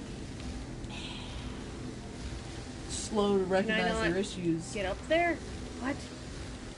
Jump, you schlub. Damn, I'm out there. I was like caught on something, I guess. The geometry. Come on. I'm trying, but it won't let me go any higher. Yeah, jump, you fucking schlub. Oh my gosh, it's not, like, it's caught on something, That's what you get for trying to cheat.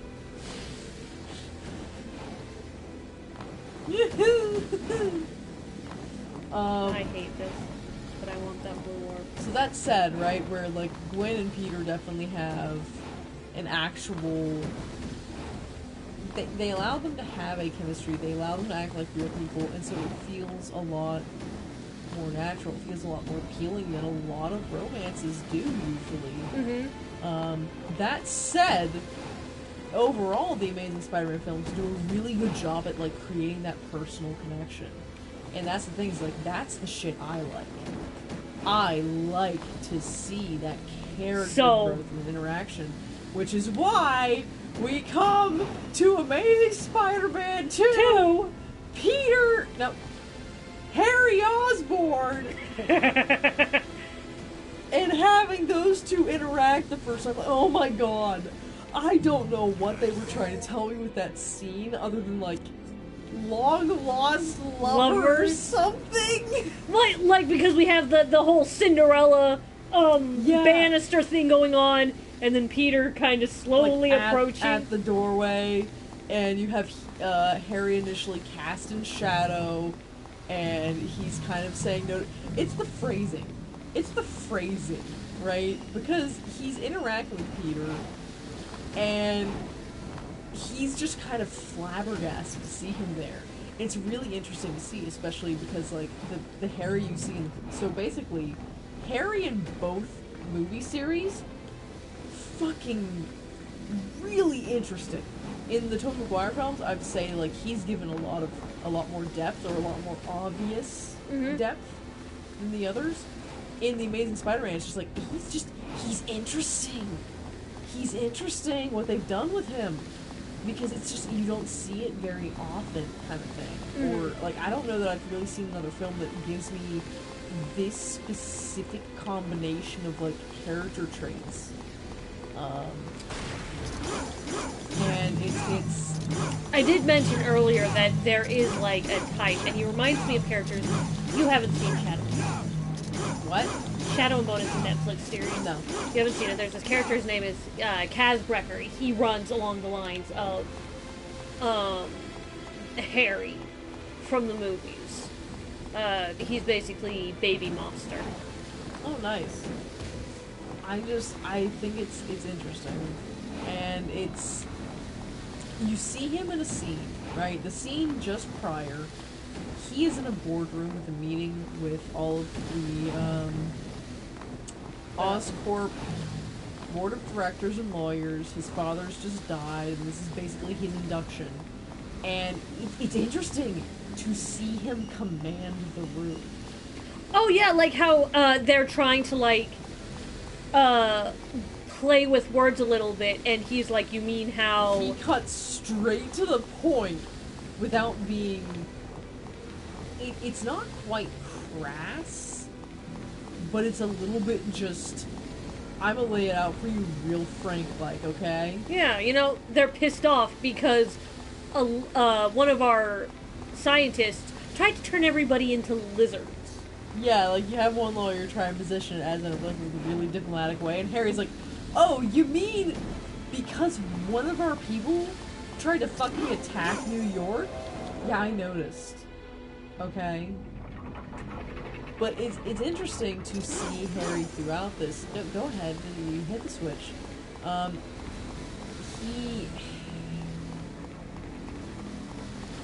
You see him command the room with the board of directors, and the way that he just shuts some of them the fuck down. How the fuck am I supposed to Be do better. here? In the first, sorry, not the first movie, but the Tobey Maguire films, in the second movie, you see Harry acting like a child throwing a tantrum. He's taken over Oscorp since Norman Osborn's passed, and he's sworn revenge on Spider-Man for killing his father and all this. But when you see him actually interact, like, he's taken very well to, like, being not quite sleazy, but kind of shallow, chirpy businessman kind of deal. He's good at talking the talk and being all buddy-buddy, but when push comes to shove, he is not good at coping with his emotions.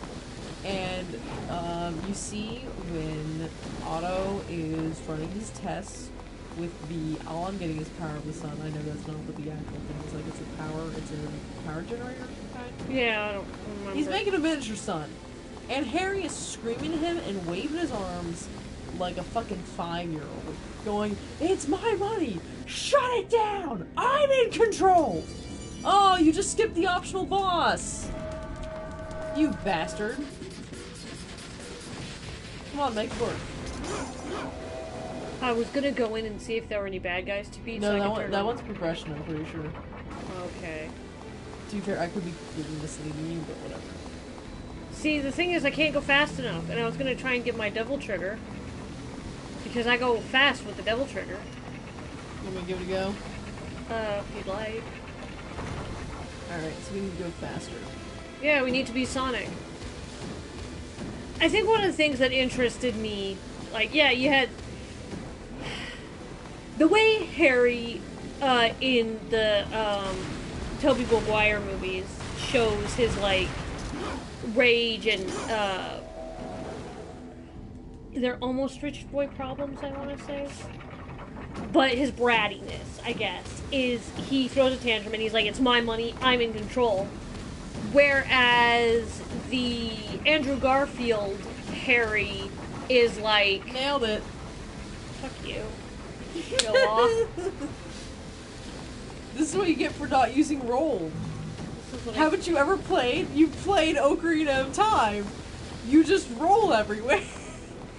Until you learn about speedrunners, and then you realize you should be sideways hopping and or back walking. I forget which one's faster. Damn, I didn't know that there was actually, like, speed running for Ocarina of Time. But I guess that makes sense What since the there's, like... fuck? What do you mean you didn't realize there's speed running? for Ocarina of Time! Yeah! Like, I knew about it Oh my for, god, like... it is one of the most broken fucking games. Oh yeah, have fun with the optional boss, buddy. Okay. Well, we got hentai. DMC hentai room. I I don't think Rose is gonna fit him. Doesn't mean it won't try. I don't think it's gonna fit. Listen, tentacles don't care if it will or won't fit. Yeah, but why is the tentacle going in there in the first place? Like, what does it solve? Super thinking. Yeah, I don't know.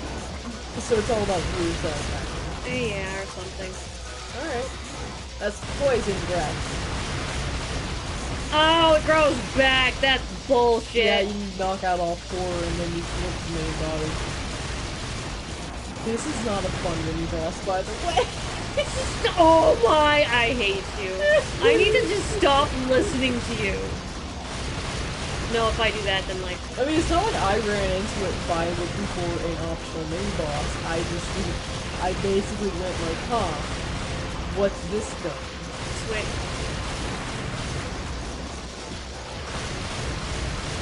Oh my god, you're doing no damage to the main body.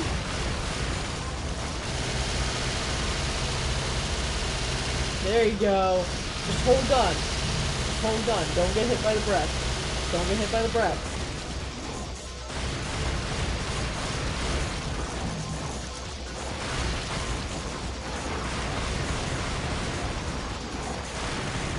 What was I saying? Well, we were talking about Harry.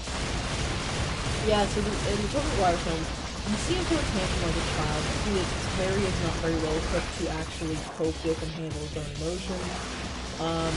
Part of the reason why he's one of the most interesting characters in the Tobey Maguire films is the fact that he...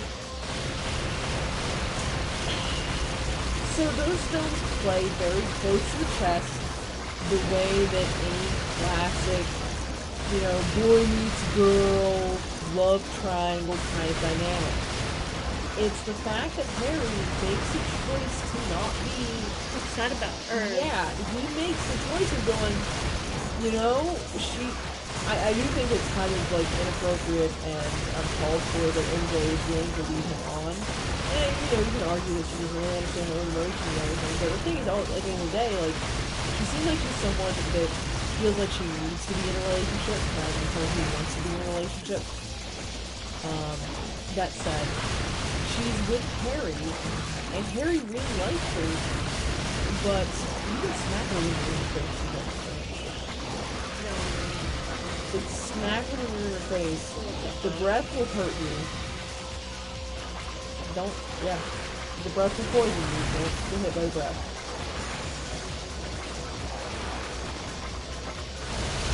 This is amazingly fucking really bad.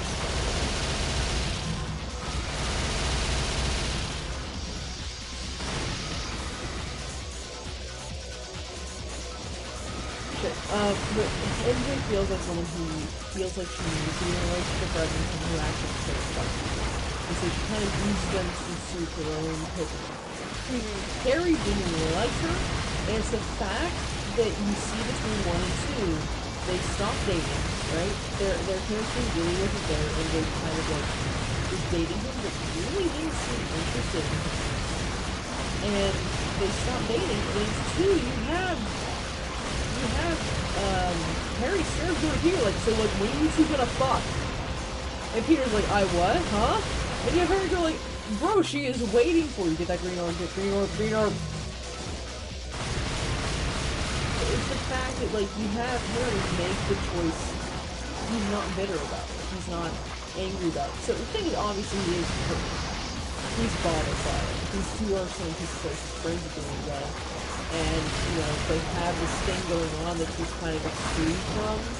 And so, oh my god, hold on. Is it healing? Yes. Fuck you, man! Oh my god. Yeah, it's just, it's miserable, right? This is DMC2. This entire game. DMC2. I'm feeling like, so I'm actually feeling in my soul a sense of bitterness growing. Good. Very much good.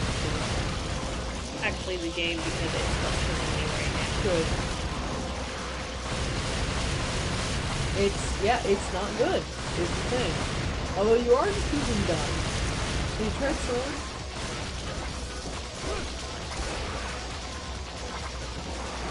So here's the thing, on regular enemies, on most enemies, gun is super overpowered because it just stun locks things. In bosses, when you can't stun lock, I think sword actually has a higher DPS. Unless you even then, like, you desperately need to smash some tentacles and get some white stuff out of them to, DT so you can heal slowly. Anyway, the point is... Wait, give me the jizz. Give me... Demon Jizz got it. In the original Spider-Man, in the Tobey Maguire films, Harry is someone who... he really doesn't have the same ruthlessness as his father. He is someone who has a lot more, who's more in tune with whatever emotions he has going on. He's not a genuinely bad guy at all. He is someone who understands, you know, morals and being a person and wants to be a person. But he's not been prepared or equipped to do that. I feel like I shouldn't be able to do that. Don't worry about it. So he's kind of an asshole through the side effect of not really knowing how to do better. But in 2, you have him very early on talk to Peter, be like, yo, why aren't you two fucking though? It's like, that's his ex-girlfriend, but he understands that, like, there's something between Peter and MJ, and he's basically like, yeah, go for it, right? Yeah. If it'll make you guys happy, go for it. Now, obviously, he goes and gets white girl wasted at a public fucking social event, and then he has a bitch out at Peter about a few things, one of them including stealing his girlfriend. And it reveals that, like, deep down, yeah, he's kind of bitter and bothered by it. But when he makes a conscious choice, he chooses to let it go, right? Regardless of his own emotional response, he goes, no, but I want him to be happy. That shows a level of maturity and interest then. Like, I wouldn't have expected that from, like, a 90s or early aughts movie. That's interesting. It makes him a very interesting character in that respect, because it's outside of what I expected from the, love triangle of the show. Harry straight up goes, like, okay, well, if you make my friends happy, why don't you fuck? Meanwhile, you have 3, or it's not 3, you have the Amazing Spider-Man, where Harry is just, ooh, this is such a turnaround from Tobey Maguire's Harry. This one is like, this boy will fuck you up. Right? But first we're gonna do this, the whole, Disney Princess framework first. Yeah, but, like, so Tobey Maguire Harry is kind of like a child throwing a tantrum. He doesn't have that presence, he doesn't have the composure for it. He's really not built for whatever this is. The Amazing Spider-Man 2 Harry? Oh no, this boy done been, like, tempered like a fucking weapon for this. He is willing to use his whole entire ass to get what he wants here. And he is prepared. Because he comes into this working room, he owns the fucking scene. Oh, and then the whole thing with Felicia. You know, where he goes, Hey, what's your name? You my father's assistant? Okay. Everyone in this room works for Felicia. Because Felicia works for me. Anyone got any questions? No? Good. And that was like jobs for a little bit longer. Weird flex, but an effective one. Yeah, like, it's just, he did really well at shutting the fuck down out of the one guy that tries to speak up and just completely, like, silencing the people in that boardroom. And if I try to imagine, like, Tobey Maguire Harry, he's kind of like thundering with that. Okay, how much do you know about Russian design? Nothing. Okay, I can't use it. Okay, so I'm gonna completely skip over that for now for the sake of not giving you more spoilers. That definitely Spoiled me. What? No, I would know. Okay. Oh, pardon me. Holy shit. Oh, probably. Maybe with that attitude you will. Oh, probably. Are you having fun yet? No. Oh, probably. I mean, the funnest part has been the actual conversations going on. 'Cause, like, Yeah. Yeah. See, that's part of the point is this game means you have to fucking talk. you have to have, like, Horrible. it's not interesting to watch. It's really not that interesting to play. It is actually kind of, graphically, it's actually really nice. This boss is kind of boring, but it's also a mini boss. It's like... It's like knockoff Genova. If Genova was like a Gorgon or something. Right? The point is, for Spider-Man 2 players, you get a scene that sets him up really, really solidly. You see him just fucking...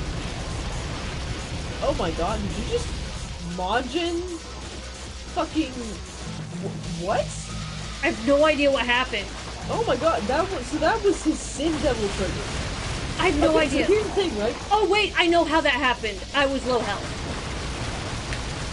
Okay, yeah. So the Sin Devil trigger thing is something that actually was conceived in DMC2, right? A concept they brought back in 5 and did good. Yeah. But it was something that was conceived back here. And I think it was called Majin, which makes me just think Majin Blue. Yeah, DBZ. Yeah. But it was called the Majin Devil Trigger. And it's basically the second level of it. And if you were reading more bug-like and stuff, oh my god, don't get smacked, don't get smacked, don't get smacked. Yeah. What you do? Good look at his face. You did it! No joke! Yeah, Good I job, did it. bud. Good job, I bud. did it. But like, I was actually trying to get down to low health with a higher devil trigger because I saw the damage. The motorcycle! I got motorcycle. Yeah, so in DMC2, that's where the original idea for a motorcycle weapon was conceived, but they didn't implement it because... So I go over to the motorcycle. It shows me on a motorcycle. I get a shotgun. Yeah. I think that is a great analogy for the entire game. Honestly. You're not wrong, right? You're not wrong. Okay, I'm gonna try and finish what I'm fucking saying. I keep getting, like, distracted, and I'm going to blame the Alcohol. Yeah, I'm gonna You blame... did slam that really quickly. I'm gonna blame the alcohol for me not, like, being able to circle back around like usual very well. Oh no, was this progression? What's this progression? Man, I don't even know. I thought this was an optional boss. No, I guess that was the end of the mission. I'm so sorry. So I'm not the only one who can spread misinformation. Man, I don't know. This game isn't worth remembering, so I'll forgive you. Yeah, I mean, I was just gonna say, like, it, you know, like, come on. Anyway, try and finish. The entire point I'm getting at is the DMC, not The DMC. Jesus Christ, shut the fuck up. The Amazing Spider-Man 2, the scene, Yes, Harry from DMC. you see Harry Osborn completely own this room, and it's a huge juxtaposition to, you know, the Tobey Maguire version of Harry, but also, like, the vibe here, it's like, oh, that's powerful, I'm very interested in this kind of It's character. kinda hot, though. I like this is fun. And then you have his butler, his manservant, come in and lean over and say, there's a Peter Parker here to see you. And Harry just kind of blue screen for a minute, start getting up, and just in the middle of his board meeting, he's like, hold on, I have to take this. And his tone kind of shifts. It's not a complete, but it's no longer quite the commanding thing he was doing, but there's a little bit of just like... I think one of the things is there's a little bit of choked in it. He's suddenly vulnerable. He's feeling things, but he's trying not to feel things. And so he leaves, right? You see him in this board meeting, being a cold-ass motherfucker. You have this guy calling him Harry. He's like, it's Mr. Osborn. We're not friends.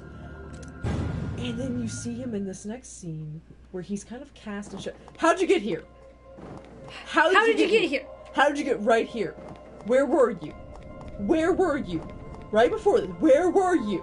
I was in this, like, ancient ruin-looking thing. I got on a motorcycle. Suddenly I'm here. You got on a motorcycle, you hopped a broken bridge, and now you are in a modern cityscape. Why? Fuck you. That's why. Do you understand that?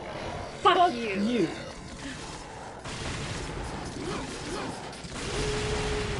Fight Jerry and Frecky, right?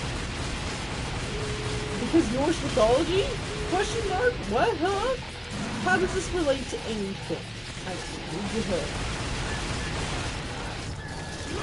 Important being, the next scene you see Harry Osborn is when he's in his foyer, and you have Peter Parker just kind of like looking around next to his door, and he's casting shadows, he's really still and looking down on him, and it's just like, the tone he used, it's like the actors, right? The actors did fucking stellar with this movie. Yeah, they did. They put their whole ass into it. You have him, like, the presentation of him and some of the speaking, and part of me's like, is it weird that I yeah, like, is it weird that I can quote the entire scene? It's like, don't worry about it, I'm just like that. Yeah, no. I've seen it recently, and so I'm like that. Even if you hadn't seen it recently, I know you can do things like picking up quotes from Red vs. Blue, like you haven't seen it in like months, and you can still quote it almost perfectly. Yeah. You killed Jerry and Frecky, and now Odin is pissed. Oh, fuck you, Odin. Odin, who is a skeleton? Question mark? Norse mythology? Double question mark? So you have Harry standing at the top of these stairs, like Cinderella-esque stairs. There's no one around except them. And you have Peter who's acting super, like, vulnerable. And you have Harry who's, like, pseudo-vulnerable. Like, he doesn't want to be, but you can see that he's feeling things. And he just... The fact that first thing he said was like, doesn't seem very 10 years. 8. And you have Peter immediately popping like, it's actually It was 8. So the thing is, right, this is why I really like these movies. They did so well at setting up like the human aspect. They made it real. They made it reflect the emotion and the actual communication that's important to them. Because you have Harry, who's the first thing, he's obviously affected. He's obviously like feeling something. Yeah, especially after being like cast aside by his father, and then dealing with people using him for his money and shit. Like, yeah, like he's the first scene you see Harry in is he's interacting with his dying father, and you see that he's very bitter about it, and his father basically just threw him away. His father. And then his father's like, fuck you, kid, when he's on his deathbed. Yeah, his father basically kind of leaves him with some really shitty final messages, tells him he has a genetic illness, that he's going to die, and it positions that Harry's got a very troubled past, and he has a lot of problems, probably. Oh, you desperately need those green orbs. Meanwhile, in this particular scene, you can see that he's affected, but he's trying to kind of, like, still remain standoffish. Which is why it's also really, like, impactful that he says 10 years in this kind of, like...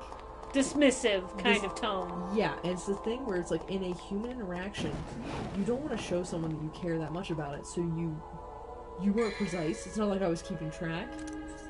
10 years. It's the fact that Peter pops back immediately with 8 years. It was 8 years. Yeah, it's the correction. It's that Peter is not... He's not scared to imply to Harry that he cares. And everything you see about Harry to this point implies that Harry is...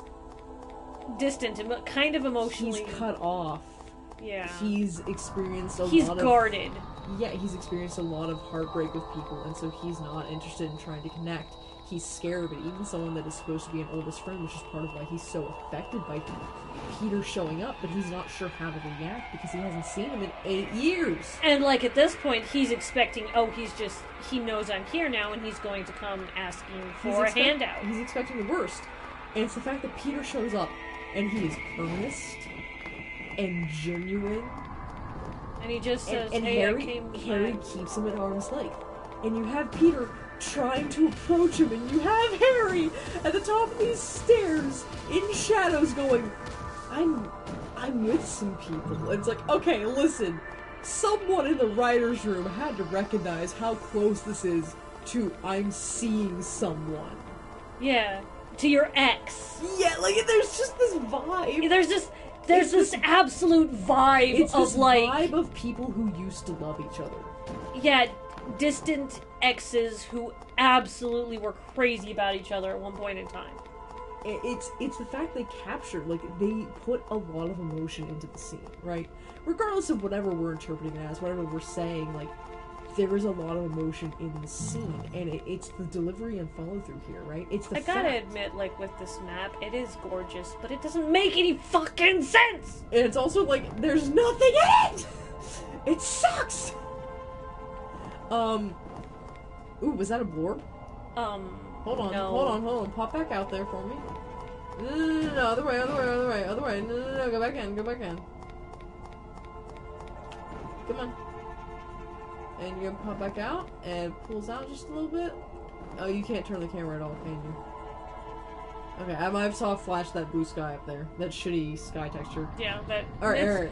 Excuse me, it's gorgeous.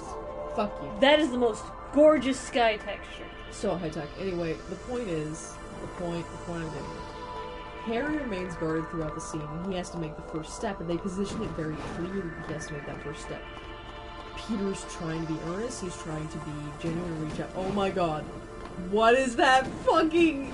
That's actually... Look at that, like, separation between that weird wall texture.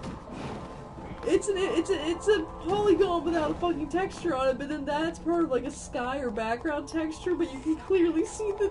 You're not supposed to be looking that closely at it. I know. We're just horribly critical. Oh, hey, the boss came back. Don't get fucked up. I mean, even if I do, I've got Majin Buu on my side. I got the power of God and anime on my side. The power of Super Saiyan Goku on my ass. So, you have...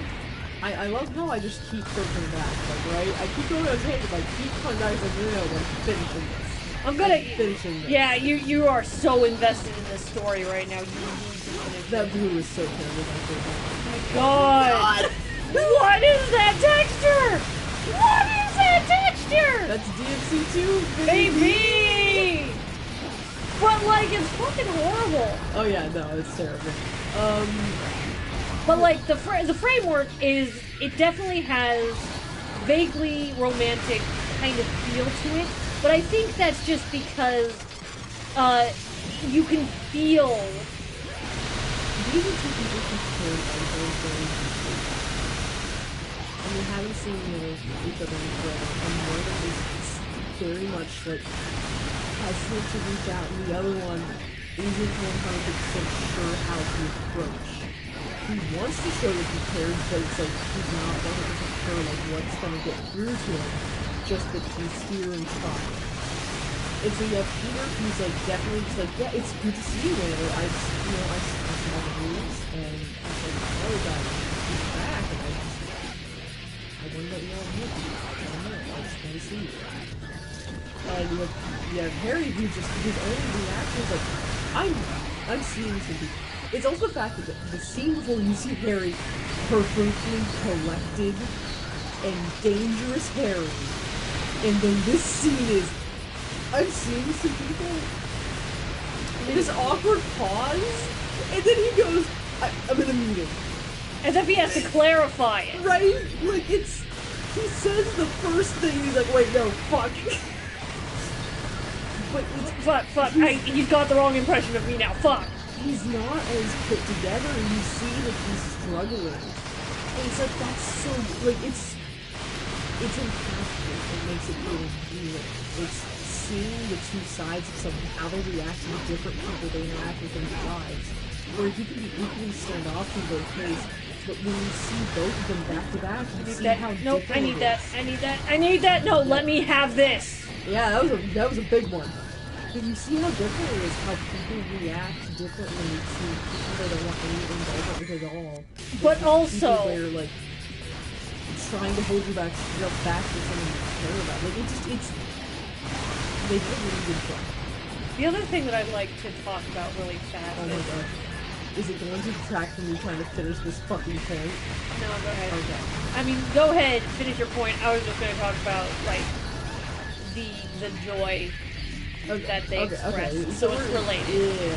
So the thing is, right? You have very just kind of doing like I'm seeing something, and you can see Peter's face just kind of like A little crestfallen, maybe? Yeah, like he's been approaching Harry, trying to get like physically closer to him, and Harry just kind of not giving. He's just not giving at all, and Peter finally like accepts like, oh, okay. It's different now. And he starts pulling back, and he's like, you know what, like, well, I don't know, like, it's good to see you. I just, let me know if you want to talk to me. It's good to see you. It's good to see you. And he's getting ready to go out the door, and just as he's about to go out the door, there's also the visual, like, they're doing a visual thing, and it's not the most subtle, but it's like, it works! I don't mind it here, I know it's cheesy, It's but a little gay, though. It's a little gay, though! You see Harry step out of the shadows into the light and go, hey, You got your braces off. I see you got braces. And it's referencing something from the past, right? Right. It's something that you both definitely still connect on, but both definitely still remember something solid, and it's a little bit hesitant. But it's like, Harry had to make the decision. Yeah. He had to make the decision to let Peter reconnect with him. He had to make the decision to He reach also, out back. Yeah, it was up to him to reach out and take the connection that was offered to him. And it's the fact that he does this. He said, it's so good. It's so good because he says, I see you got your braces off. And it's kind of hesitant for a moment there, and you see him start smiling. Just, now there's nothing to stress. This feels like a Resident Evil. Okay, alright, hold on. Okay, we do have to talk about what's happening on the screen right now. Yeah, sorry, gotta put down Spider-Man for a second. Resident Evil tank. That's a tank. No, you are fighting a tank. It's an infected tank. That's your DMC enemy. Oh, no. There are two? There's two tanks. This is a DMC enemy? Question mark? Hey, like, what game are you playing? It might be Devil May Cry. It could be Resident Evil. I'm not sure. Well, we all know. We don't have any context! Well, we do know that, like, DMC is just like Resident. It's just released for I mean, it was supposed to be a Resident Evil. It was already released. But it's a living thing, right? I don't know what else highlights everything fucking wrong with this game than You're fighting a tank. yeah. I mean, you don't even. It's a mini boss. It's like the level of like. But there's no. They don't give any reason why this tank isn't So effective. here's the thing, right? I haven't really gone through this very long hard game, but I've heard enough about it. DMC 1, right? Fighting Metal Angel, and as the difficulty goes up, there are actually move sets that you never see when you're fighting him in hard difficulties than in normal difficulties, right? Because they're too difficult. But there is interaction that fight. There's sequences. There's you memorize the different movements, and you're able to start figuring out how to get around them and how to fight them. But there's the physical attacks. There's the special swords. It's like, how do you deal with this situation? It is hands-on. It's difficult. It's engaging. Bingo! Bingo! It's engaging. You have to interact with it. What level of engagement is it? Are you ready? Are you? What are these? Showtime! Hey, are you doing the exact same sword combo? Are you doing the exact same sword combo every single time and it's actually moving the style meter up? That's not how style meter works. Oh, it has little miniguns. It's little miniguns. Yeah, but if I stand right here, I Yeah. just stand right here and slice at it. Well, those are there to be broken. Yeah, but there's nothing to stop me from getting these sides. The gun can't get me, the turrets can't get me. There's one more infested tank I know. Full gun? Might be off that direction. It's at the end of the road here. Oh, there it is. But like, you don't even get any. Why? What's making these tanks infested? Oh, demon stuff.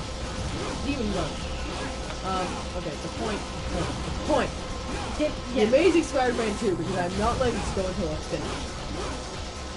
He steps into the light, and the original Okay. steps in the light, he's like, so you got your braces on. And it's just, like, you don't see a lot of expression yet, but it's enough, right? He's starting to reach out. And Peter stops and starts to look at him. And you see Harry start to smile, and he just goes for it, right? That's the interesting thing. It also is very positioning for Harry, showing that this guy is balls to the fucking walls. It's 0-100 with this motherfucker. Because he goes full stop from completely standoffish to, alright, let's give it a go. You got your But, like, braces removed, yeah? now there's something to Distract from your unibrow. And you see Peter Light up. Oh, he just. And then he goes, there he is. And he's like, there's my boy! There's my boy! But, like, it's so, like, And then they hug. it's the feeling! It's the feeling of seeing someone that you were very close to, like a best friend. That feeling! You get that feeling from having Peter react that way. Of seeing a best friend again after so long. And knowing that it's still there. Like, they did so good with it between the script and the actors. Because then Peter returns with like, okay, alright motherfucker, do you still blow dry your hair every morning? And the fact that, again, this is Harry Osborn that you just saw, like, dick out whipping people in his boardroom in the face with it. Go, oh, you know, like, I have one of my manservants next to me working the dryer, but I use the comb. So No, like, I missed the blue orb! fuck you. You have him go like, I'm not completely helpless. And like, it's all in good humor. And it's so like, it's good. It's good. And you get to see them catch up and you see Harry go from like being this stiff, like, caricature of a businessman to a human being. Well, and then the other thing is he like... Hold on. Go check that little back nook back there. This one? Go back! Back. Okay. Go back to where you were. I think the other thing that's interesting is as they hang out, he completely drops the formality, the way he was speaking in the boardroom. Oh yeah. And he's using things like dude, like man. Yeah, like it's really interesting because he gives you the What nook? Get in there. Get in there. Get back behind the wreckage. You were behind there before. Oh. Okay. Get back there.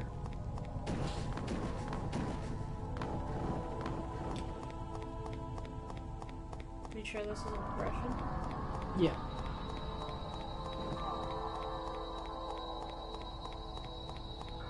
Oh, hey, look at that. Progression. It's not progression. Shut the fuck up. Oh, the devil trigger? Oh, okay. There you go, motherfucker. He does look like Virgil. Yeah. They made him look like Virgil. I mean, it makes sense for the twin thing, but also... Vigorous battle god. Oh, Ares! We took your, essence, I guess.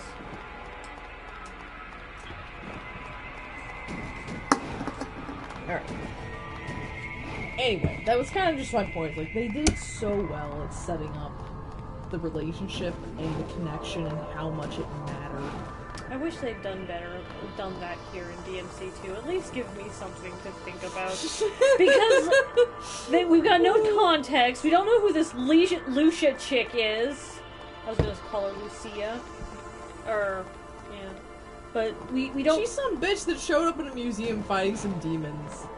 And then we got this old lady who's just like, I fucked your dad. It was hot.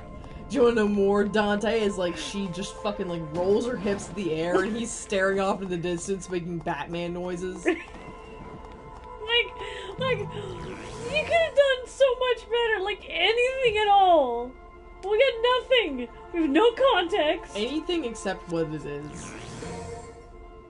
Oh my god, you made a complete blorb. Now you have more health. Now you need to get to the other side. Oh, okay. Without fucking up. I think. Don't quote me on it. Don't cheat, fucker! Who do you think you are? Logical. Sometimes. Fuck, man. Does it still do the, if you do a stinger off of an edge, does it, kick you over? I don't know. Have you tried that door?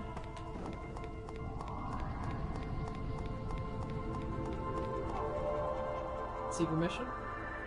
Secret mission! Secret mission, level 2, baby! Hey, baby! It's gonna be baby! Like, it's gonna have that, like... Kind of Saturn kind of sound to it. Yeah. Oh my god, just hold done button. That's engaging gameplay. I am so glad that we've been watching the Spider-Man movies recently, because otherwise there would not be much to talk about. I mean, I could always find something to talk about. I could always find something to talk about. It's my specialty. Awkward. You're welcome. Hey, you're the one that did it of your own volition earlier. You're just trying to, like, own it. Yeah. You're just trying to own it. You just brought up an own. Are you sure? Are you sure? I mean, are you sure you don't want to comment again? Here, let me just roll my sleeve a little bit. Oh, the definition in your arms! Ah! I mean, So, you're the one that said it. for dude. context, you can't see it, but Gremlin has some nice little muscleage going on. Man, I would kill someone for, like, jacked arms. You're getting there, though. Because, like, the comment I was Yeah, making... but I'm not getting to, like, the thing is, when I think of, like, jacked arms, I mean just, like, jacked. Oh, okay, like bodybuilder. No, that's too Not much. bodybuilder, but, like... Jacked. Like, you could break someone's skull with your bare hand. God, I fucking wish. I don't have a boner for, like, power. I don't know what your problem is. But no, just for frame of reference, Grem has some very decent muscle definition from working out. And I don't remember the exact conversation, but oh no, I had made a comment about power. I said you like power, and so Gremlin goes, what do you mean? What gives you that impression? I'm picking at my neck with my hand. Like, I have a hand up there. I have one hand on my elbow, the other hand up by my neck. Like, I don't... What would you give you that impression? I don't know what you're talking about. And to me, the way the shadows were, and the way the definition of Grem's arm is, it looked a bit like flexing to me. So it's like, oh, well, you're flexing for one thing, and you casually flex at me. I give her this fucking look like... What? I'm holding my neck into my, like, I'm literally, like, have my own hand around my own throat. It's like, what the fuck are you on about?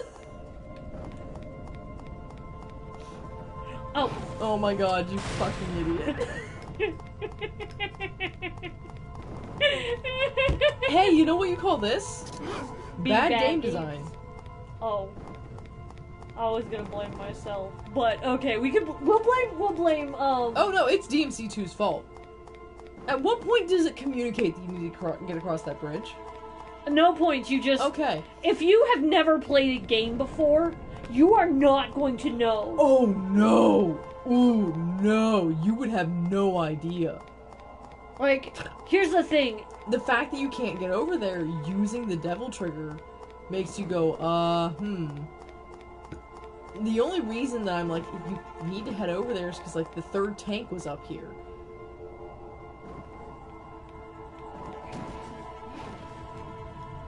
I'm fairly sure we have to go through here. Right? You fall down, you get the last piece of the devil trigger thing. But, like, none of this map, none of this... Shit, do you want me to scrape my face around it a little bit? Yeah, if you'd like. Because, like, at this, there's... I'm fairly sure, right? I'm not sure if me saying we need to go across the bridge is... You didn't actually say that. I was the one who's just been trying to go across the bridge. Because, like, the bad guys point up. The third tank was in an up... Dear Lord. You're fucking kidding me. Yep, there it is. Hey, it's an infected helicopter! Sure. Infested helicopter. Fight this helicopter, right? That is literally Resident Evil helicopter. That... It has an eyeball slapped on its side.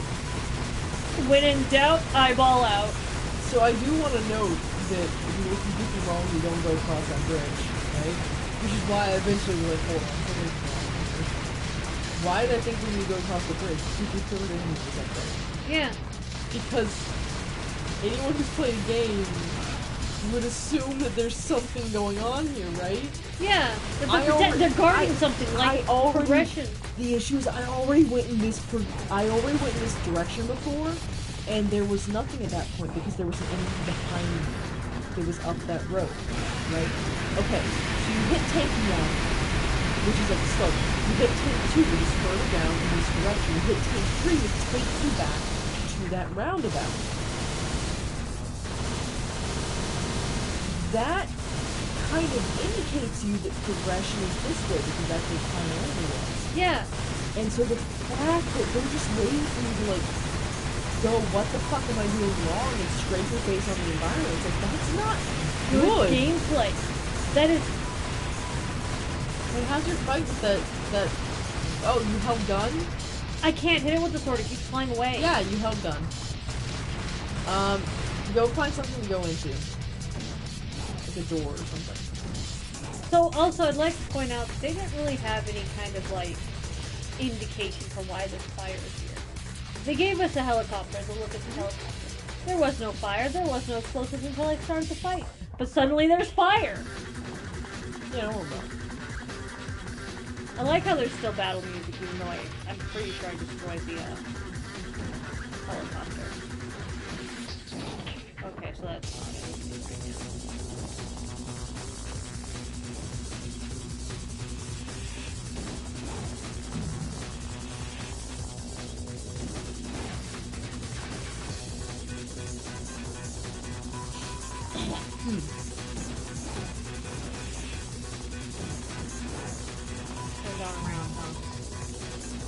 No, that was cut off, wasn't it? Alright, just keep going, bud. Just keep going. Oh, it's a... Okay, it's a spiral. An upward spiral. Okay. Oops, yep, goes right. Ooh! Oh, the building's on fire! Don't fuck up! Oh, the helicopter's back! Gotta keep going up, though.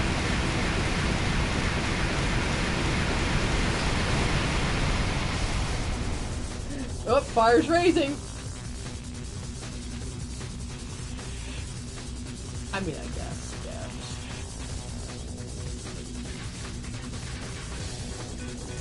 yeah. Oh, fire's raising. You're not going fast enough. Don't worry about those red orbs. Get your ass out of here.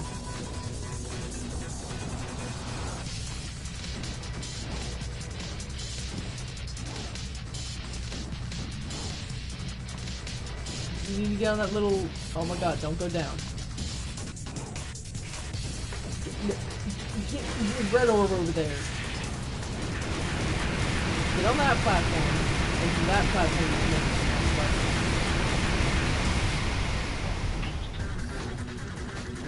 You're feeling the pressure? I'm feeling the annoyance. Why? How could you possibly be annoyed? Well, that's annoying, actually. If there's just the one, why? You know what? Oh, is that the exit? That is not an exit. Okay.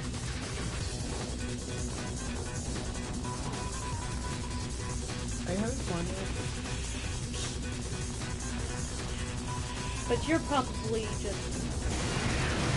Man, I suffered through this fucking game on my own. In my, childhood bedroom with a TV, like a shitty flat screen that I bought.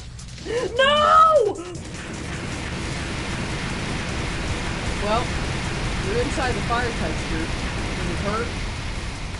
Doesn't look like it. Huh. So it's fine? I mean, I don't know if you dropped all the way to the bottom, it might just kill you.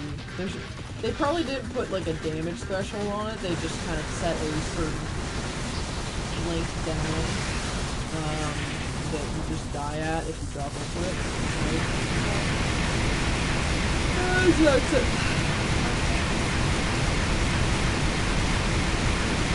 Right. Yeah, okay. That's fair. Right? I can respect that. Have you tried that shotgun yet that you got?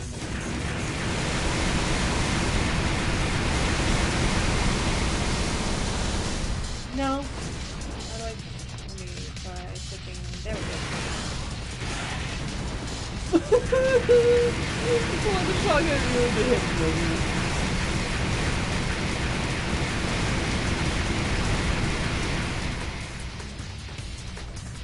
They're also almost dead. Literally fucking... Is it broken?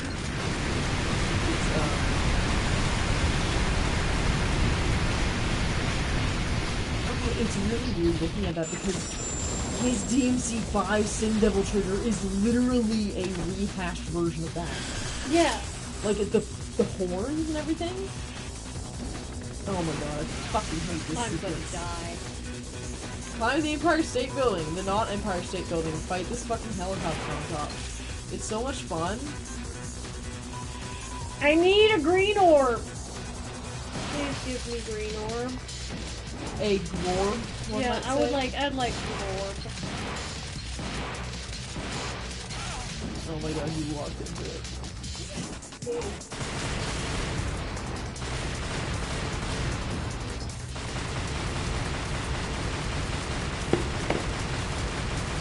Anyway, the Amazing Spider-Man movies are pretty good.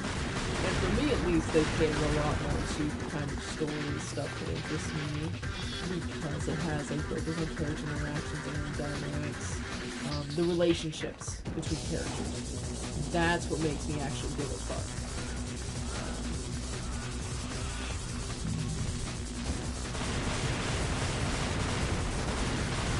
Tobey Maguire ones, I mean, like, they're classics. But that's about all I can say for them, because I'm just kind of, a lot of their themes and a lot of their story feels very trite and boring to me. And to be fair, like, why does it feel trite? Well, because those movies were pretty relevant at the time they came out, and then you have the thing that people do where everyone starts talking about it because that was a super popular movie. So can I say how trite that story is if it was the origin of these things? Not really. But still, in retrospect, I don't feel like they have nearly as powerful draw, if any. Peter feels kind of shallow. His motivations. No! He's kind of a petty little It can't. You're not gonna let me get that green Go orb? down! Go down! Go down! I can't! There's a wall! Let's see it.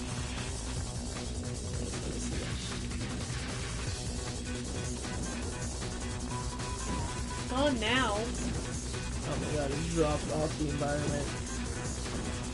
That's unlucky, my dude. I needed that! Give it back.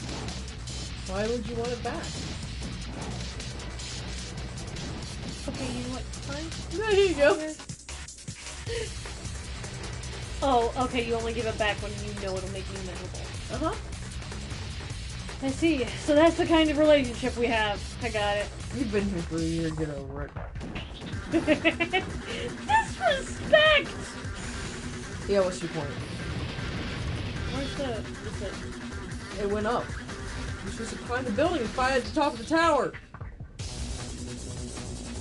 Oh, what if I don't want to do that, though? Fuck you. Listen, I want to move on here. How long do you want to play this fucking game?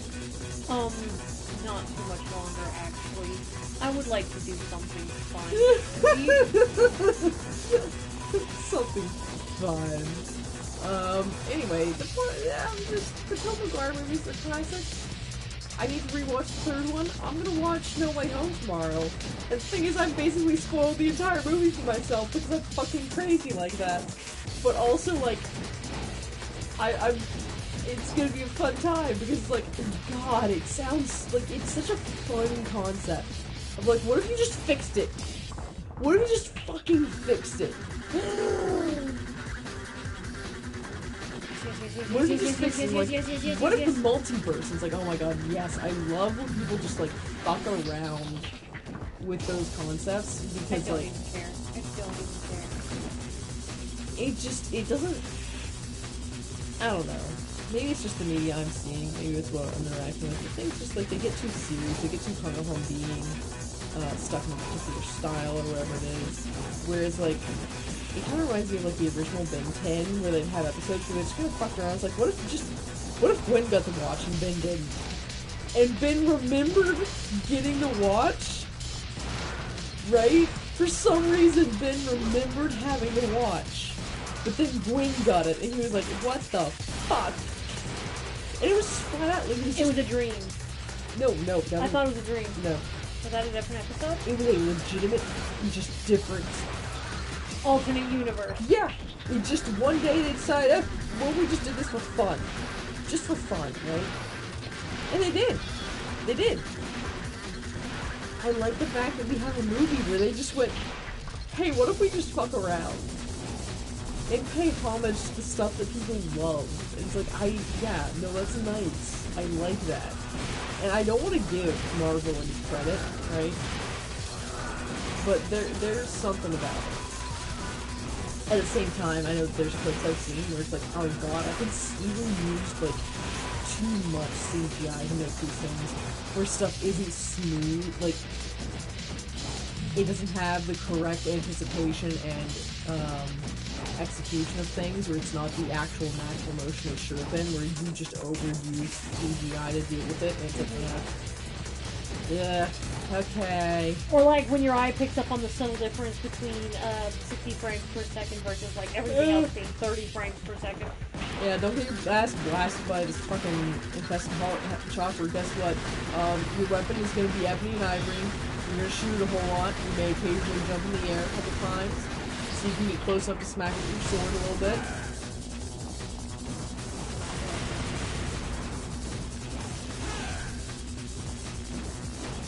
Does it not have like a... Oh god, do you not have air raid? No. Or, aerial raid? Sorry, air raid is what it does in human DT. Air raid for working screen. What if you target while you're in there? I did not mean to do that. But I don't want this to last more than it has to.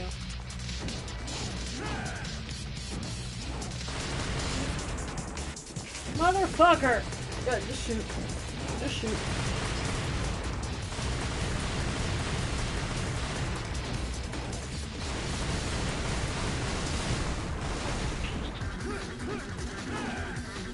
So exciting, so much fun. Oh my gosh. Infested helicopter.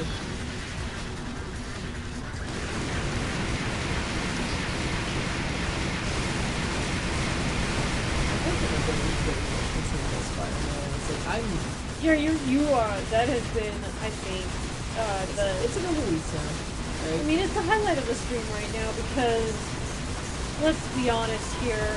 If you pay attention to DMC for more than like 5 seconds, you will be pulled into the depths of insanity with how horrible this game is, and how frustrating these mechanics are, and how this does not feel nice. And I hate that shotgun.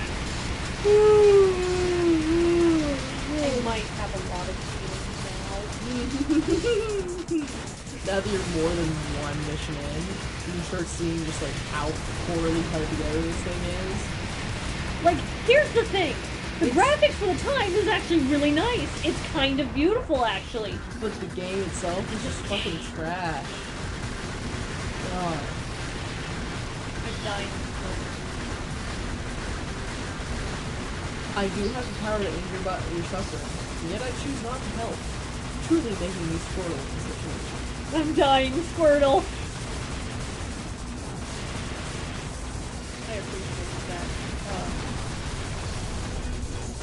That meme? Yeah, It's a mood, though. I feel that on a spiritual level. I'm sad that I don't have that pinned up in my office anymore. But now, like, we're trying to make the office look like more professional, trying to get more cool stuff and all that. So I don't think that it would really be It wouldn't go with the smiled upon. professional- Yeah. I could always put it on the wall where someone who walks in the door who's a client and really see it. But I'd still, like, there's still the hesitance of, if we're trying to get things to look more professional, I really should be trying to figure out a way to get around Being professional. Yeah. Yeah. That said, I mean, I had that thing on my wall for like at least a year or two behind my desk. It's just the one panel from the Bidoof and Squirtle comic of Bidoof on fire. Just, I'm dying, Squirtle. No, there is no help for Bidoof. Accurately describes my entire feeling about This is fun. I'm not really good into it, man. No. I'm not even good into This it. is for fun! Fun! Can you see this? You think this is Fun! bad? You think this is bad? I played this alone! I had nothing. I had to pay attention to the game. I had to sit here. Yeah, I think if I did that, I would be even more upset. It's not fun. It's boring. It's a shitty DMC game.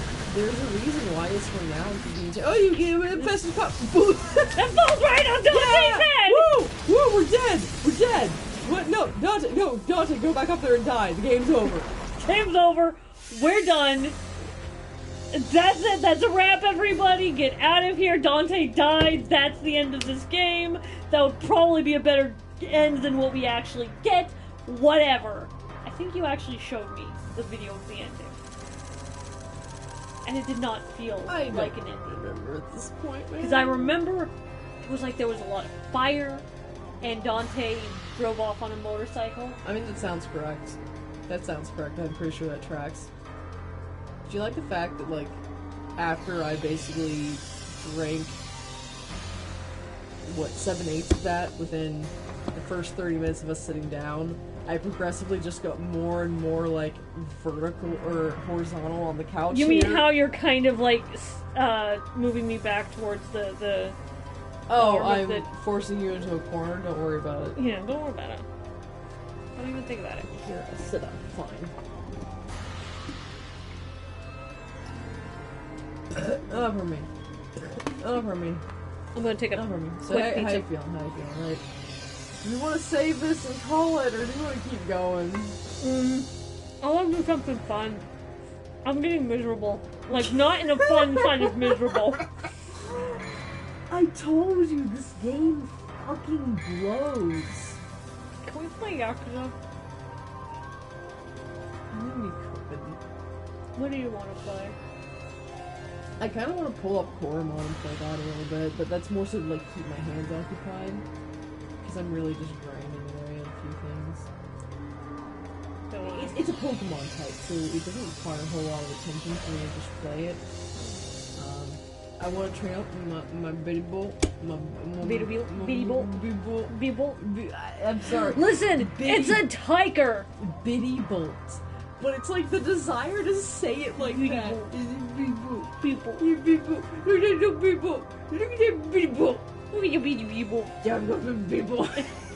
It caught me. It's a little garble.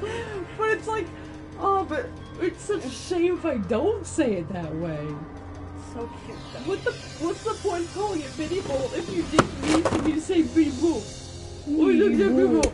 Bitty Bolt. Come here, Bitty Bolt. Come here. Alright, do we want to, like, end it here for now? I mean, we've been at this for 2 hours. Yeah, sure, man. I mean, it's not like... Let's be real frank here. We spent a whole lot of time talking about stuff that I've definitely already said to you. And, we have had... Misery and no interaction. But hey, you know, it's the first go of it. Yeah. Well, You've been trying to get your own stuff up and going, so you know that, like, it kind of takes a little bit. oh A yeah, little bit to absolutely. Get it going. It takes a hot minute. Especially when we're playing a game as unpopular as DMC2. Nobody's going to be looking for DMC2. Who's going to be looking for a stream of DMC2? Well, I would hope that someone sees a stream of DMC2 is like, okay, alright. It's all about Spider-Man, honestly! listen, going in for DMC to see what the fuck this is about, and then it's just about Spider-Man. Literally all we've been talking about is Spider-Man. Amazing Spider-Man propaganda. We were robbed. Oh my god, it's so fucked up. So the thing is, it's like, as much as I'm kind of fixating on Spider-Man, it's like, I cannot give any amount of fuck about the comics. Because first of all, I don't like the comic industry. I don't like the way that, like, scripts are written for the comic industry. They're boring, they're uninteresting. It's just complete. kind of shitty. And then the other half of the issue there is the fact that, like,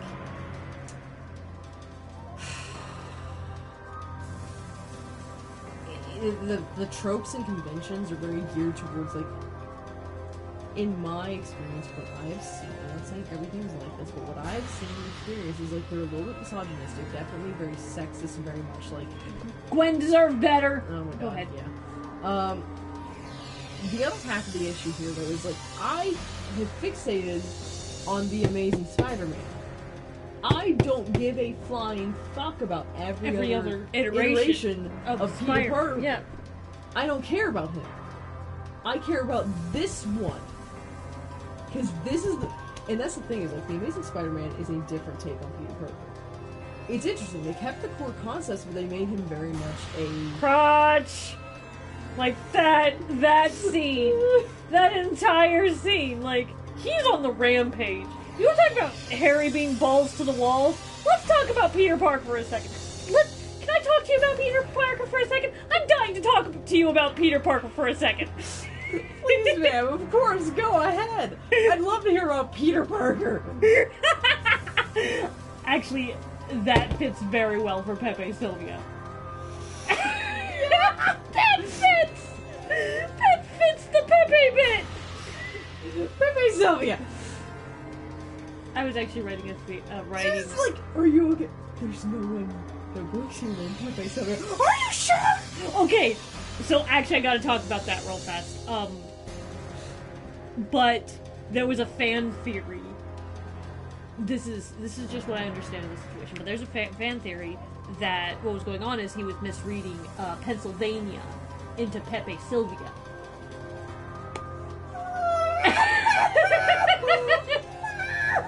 and somebody asked, like, the producer or director or something, and they were like, no, but that was so much better than anything we could come up with. Hey, man, it's proof that, like, fans will come up with every possible explanation, and they'll come up with some good fucking shit when you leave things open-ended. Like, they'll come up with some ideas where it's like, oh damn, I wish that was me! I wish we'd done that! Yeah. Damn! But Pepe Sylvia, Pennsylvania. yeah, I get it, right? I get why. But the thing that I was trying to say is like, the problem is I'm fixated on an iteration of Spider-Man with such a limited scope of content, and I'm like, what do I do from The here? most we've got is It's two his. fucking 2.5 movies. Let's say 2.5 movies, and nothing else. Because his version of Peter Parker, I thought they had an animated series related to the Amazing Spider-Man. specifically that iteration. I believe so. Okay, I'd be interested in that. Because again, this iteration of Peter Parker is very different from like the mental image I had of Peter Parker. Tobey Maguire fits it very well. Again, Tobey Maguire probably a huge influence on whatever image I had of Spider-Man. It's like geek. Oh, I think I might be thinking of the Ultimate Spider-Man. Fair. But like when I thought of Spider-Man before this all went down in my head, he's geek. He's like, it's kind of a classic 90s story of nerd kid that gets beat up, too awkward to live, that kind of deal. Which really doesn't jive with the whole Spider-Man vibe, because I know that Spider-Man is supposed to be quippy. He's supposed to be kind of in your face, a little bit immature, very jokey, and just A little kind of bit like, sarcastic. it's like, I don't want to say Deadpool light, it's the same level of obnoxious Oh, as no, Deadpool. see, here's the thing. Peter Parker was the start. Yeah. Deadpool is the level up. Yeah. Oh, so Deadpool is all the vulgar, all of the crassness. Peter Parker is, I'm here to bug the shit out of you, just for funsies. So, It's related, it's like actually. Deadpool wants a reaction. Related, actually, but I think that's actually why I liked Terry McGinnis as Batman. Have you seen Batman Beyond? At all? Is it one of the comics? No, it was an animated series. I said plot. I mean, I've probably seen one of the animated series. But Batman Beyond was this young guy ends up in the service of Bruce Wayne and becomes Batman. And he is quippy, he's sarcastic, he talks at his enemies, he taunts them. He's very much a Spider-Man kind of character. And it's just like, I like that Batman better. But maybe it's just because I like characters like Peter. I like those. So here's the weird thing, right? They also connect with their villains weirdly. Yeah. Yeah. So here's the thing, right? I had the image in my head of what Peter Parker was like too awkward to live. I'm gonna start another game while we talk if we're Yeah. gonna keep going. But I'm done with DMC. It has actually kind of pissed me off a little bit. Fuck you, man. Do you want to play some Journey to calm the fuck down? I don't know, right? I don't know. We could. I could. I don't know. Honestly, though, I think this is a good place to set it down for a little bit. In which case, I'm gonna try and finish my thing. Just let me finish my Okay, thing. okay, go ahead, Let me go finish ahead. my thing. Which is the fact that, like, God damn it. I had this image in my head of Peter Parker, who's this, like, too awkward to live, geeky kind of guy, definitely got beat up, definitely got put in lockers. Am I allowed to turn on, like, DMC 1? No? Yeah, sure, I Okay. don't fucking care, man. Then I'm going to turn on a good DMC. And then Spider-Man is, like, quippy in your face. A little bit, he's confident is the issue, right? Right. I guess to a degree, it's the question, like, okay, well, why can I see it with Danny Phantom? And it's like, I think it's because even with Danny Fenton, you see, like, he's tired. Yes, he's awkward, and